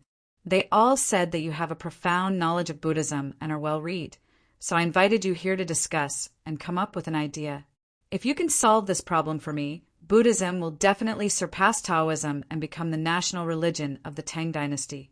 You will be able to fulfill your master's long-cherished wish. As soon as Reverend Sanjie took a look inside the meditation room, he saw that the people sitting everywhere were those whom he was familiar with, those who were knowledgeable and highly respected in the Buddhist world. On the couch, on the floor, on the table, everywhere were piles of scriptures engraved, hand-copied, and even a pile of ancient bamboo slips. He did not know what kind of trick this famous mad monk was going to play. Feeling nervous, he hastily cupped his fist and said, "This poor monk does not dare to accept Huai Idashi's undeserved praise. I just wonder what Abbot wants to do by inviting this old monk here." Xue Huai was not afraid and told him his plan. Speaking of which, although Xue Huai was ignorant and incompetent, he was very talented in terms of imagination. Wu Zetian's plan to change Li Tang's life and change the world was known to everyone, even though she didn't say it out loud. How could Xue Huai, who was the person who slept by her side, not know about it?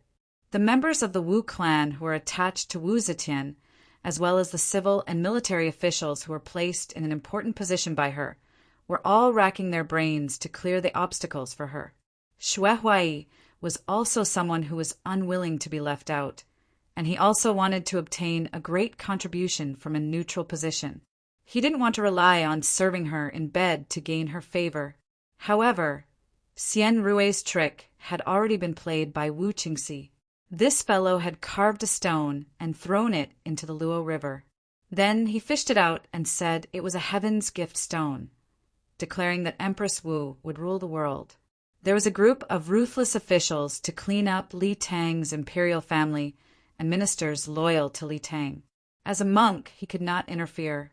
Forcing the Taoist priests to believe in Rulai was just a small matter. He knew that this kind of action could only show his loyalty to Empress Wu. It would not be of any help to promote Empress Wu's ascension to the throne. Forcing the Taoist priests to believe in Rulai was just a small matter. He also knew that this kind of action could only show his loyalty to Empress Wu. It would not be of any substantial help to promote Empress Wu's ascension to the throne. If he wanted to do it, he had to do it alone. Xue Huai built the unprecedented giant hall, Ming Hall, and built the unprecedented Buddha Heaven. He even wanted to show off in the palace's festive bow fencing competition. He was such a competitive person. How could he be willing to fall behind others at this time? Therefore, he had a bright idea. He thought that he could find evidence of Empress Wu ruling the world from the Buddhist scriptures. In this way, wouldn't he be able to make a great contribution? Xue Huai acted immediately. He immediately summoned the eminent monks of various temples and asked them to think of a way. Although Xue Huai was mischievous in Luoyang, what he did was of great benefit to Buddhism. These eminent monks might not agree with his actions, but they were secretly happy. Therefore, they did not have any conflict with Xue Huai. Moreover, with Xue Huai's character, he would not allow others to oppose his idea. Moreover, if this could really be done, Buddhism would undoubtedly rise to a higher level and suppress Taoism. Therefore, these eminent monks really did their best. However, it was easier said than done to find evidence of Empress Wu ruling the world from the Buddhist scriptures. Back then, Buddha Gautama Buddha did not know that his disciples wanted to preach in the Central Plains and become the #1 sect in the Central Plains. Otherwise, if Gautama Buddha had casually said an ambiguous Gatha back then, his disciples and grand-disciples would have saved a lot of effort today. These eminent monks racked their brains and flipped through the scriptures, but they could not find any scriptures that were beneficial to Empress Wu's ascension. In desperation, someone suddenly remembered that Xuanzang's eminent disciple, Abbot Sanjie, had just returned to Luoyang after traveling for 2 years. Therefore, they quickly reminded Xue Huai to invite Sanjie. To find evidence of Empress Wu ruling the world from the Buddhist scriptures, to let Buddhism suppress Taoism and become the #1 sect in the Central Plains, Abbot Sanjie's blood was boiling. He immediately racked his brains to think of an idea. Xue Huai was not a good monk, but he was a good leader. Seeing that Abbot Sanjie was thinking seriously, he did not want to disturb him. He lay back on the couch and even softened the sound of drinking wine. Sanjie sat cross-legged on a cattail hassock and closed his eyes to think for a long time. Suddenly his eyes opened and he said joyfully, "I've got it!" The monks were flipping through the sutras. Some were thinking about Buddhist illusions. They were extremely busy. Suddenly hearing the sentence, they gathered around him and asked anxiously, "Sanjie Dashi, what did you think of?" Xue Huai was drunk and drowsy. Just as he yawned, he suddenly heard Abbot Sanjie say, "I've got it!" Xue Huai immediately perked up and jumped to the ground. He ran over barefooted and pushed the monks away with his arms. He stared at Abbot Sanjie and said, "Tell me, what did you think of?" The horses that Master Xue brought over are indeed top-notch horses. With good horses, it will be easier for you to practice horsemanship. During the competition, it is not only your horsemanship that is tested, but also your coordination with the horse. This coordination is your movements and commands. Only when you are familiar with your horse will you be able to execute your commands in time. Chu Kuanga and Yang Fan urged their horses to gallop. Slow steps, fast steps, fast steps, slow steps. They constantly changed the horse's stance. At the same time, they imparted their own experiences to him. Don't think of using force with a horse. A horse weighs 1,000 pounds. How heavy are you? You have to follow its strength and control it. Horses are intelligent. If it does something right, praise it in time. Pat its neck or touch its throat. It will be like a child and will feel very happy. If it does something wrong, you have to punish it immediately. Yell at it, rein in the horse's reins, or kick it with the horse's stirrup. Then it will know that it was wrong. You must not talk about it after the fact. Horses do not have that kind of memory. That's right. Later, ask Master Xue for some candy. Horses like to eat sweet things. When you reward it, give it a piece of candy. This childish big guy will be very happy. While talking, the two of them rushed back to the White Horse Temple. The two of them dismounted from their horses and walked inside while chatting and laughing. Suddenly, they saw Xue Huai, who was dressed in a large red kasaya, hurriedly walking outside accompanied by Hongi, Honger, and a few other tall and sturdy monks. His face was beaming with joy, and it seemed that he was in a very good mood. When Yang Fan saw him, he quickly went up to greet him. "Abbot!" "Oh, 17. You went to ride horses again. Look at 17. She is so capable, yet she still practices diligently every day. You guys are always saying that you are tired. Tired my ass. Only by going through hardships can you become a master. How can you not be tired? Learn from 17. All the disciples loudly agreed. Yang Fan smiled. "Abbot, you flatter me. I have something to tell you." "Oh, no problem. What do you need? Just tell me at any time. The Emperor doesn't need starving soldiers. I will naturally get it for you. Wait for me to come back. I have to go to the palace now." "Abbot wants to go to the palace? That's good. I might need the palace's approval for this matter." Yang Fan quickly said, "It's like this. Abbot, we brothers have been training hard for some time, but we still don't know anything about our opponents. It will be difficult to achieve anything if we keep working behind closed doors. Also, we don't know how strong or weak our opponents are or how they are used to playing. As the saying goes, know yourself and know your enemy. and you will always be victorious. This is true on the battlefield and also on the court. Therefore, I hope Abbott can create an opportunity for us. It would be best if we can compete with the strong teams in the palace first. Huai smiled. This is easy. Wait for me to enter the palace and see the empress. In Jixian Hall, Wu Zetian read a memorial, and a happy smile suddenly appeared on her face. Beside her, Shanghai Wan saw Wu Zetian's expression and said with a smile, "What interesting thing did the empress see to make her so happy?" Wu Zetian handed the memorial to her and said with a smile, "Wan has never seen this memorial before." Shanghai Wan took it and saw that it was Jiangnan's Inspector General Di Renjia's memorial. She quickly skimmed through it, and Shanghai Wan said, "Oh, Wan has seen this memorial before. Master Di destroyed more than 1,700 obscene temples in Jiangnan. He only destroyed one temple. Compared to his achievements when he was in charge of the Supreme Court, why would the Empress be so happy?" Wu Zetian shook her head and said with a smile, "Of course not. When Di Renjia was the Supreme Court officer, he punished nearly 20,000 people in 1 year. Everyone was convinced, and no one complained of injustice. This caused a stir in the capital. However, in my eyes, he is just a capable official, not a capable official." Wu Zetian took the memorial from Shanghai Wan and lightly patted it, saying, "And this destruction of 1,700 obscene temples is what a capable official should do. I am happy to have such a capable official, so I laughed." Shanghai Wan was surprised. "What is this logic?" "Wan is ignorant. Please enlighten me, Empress."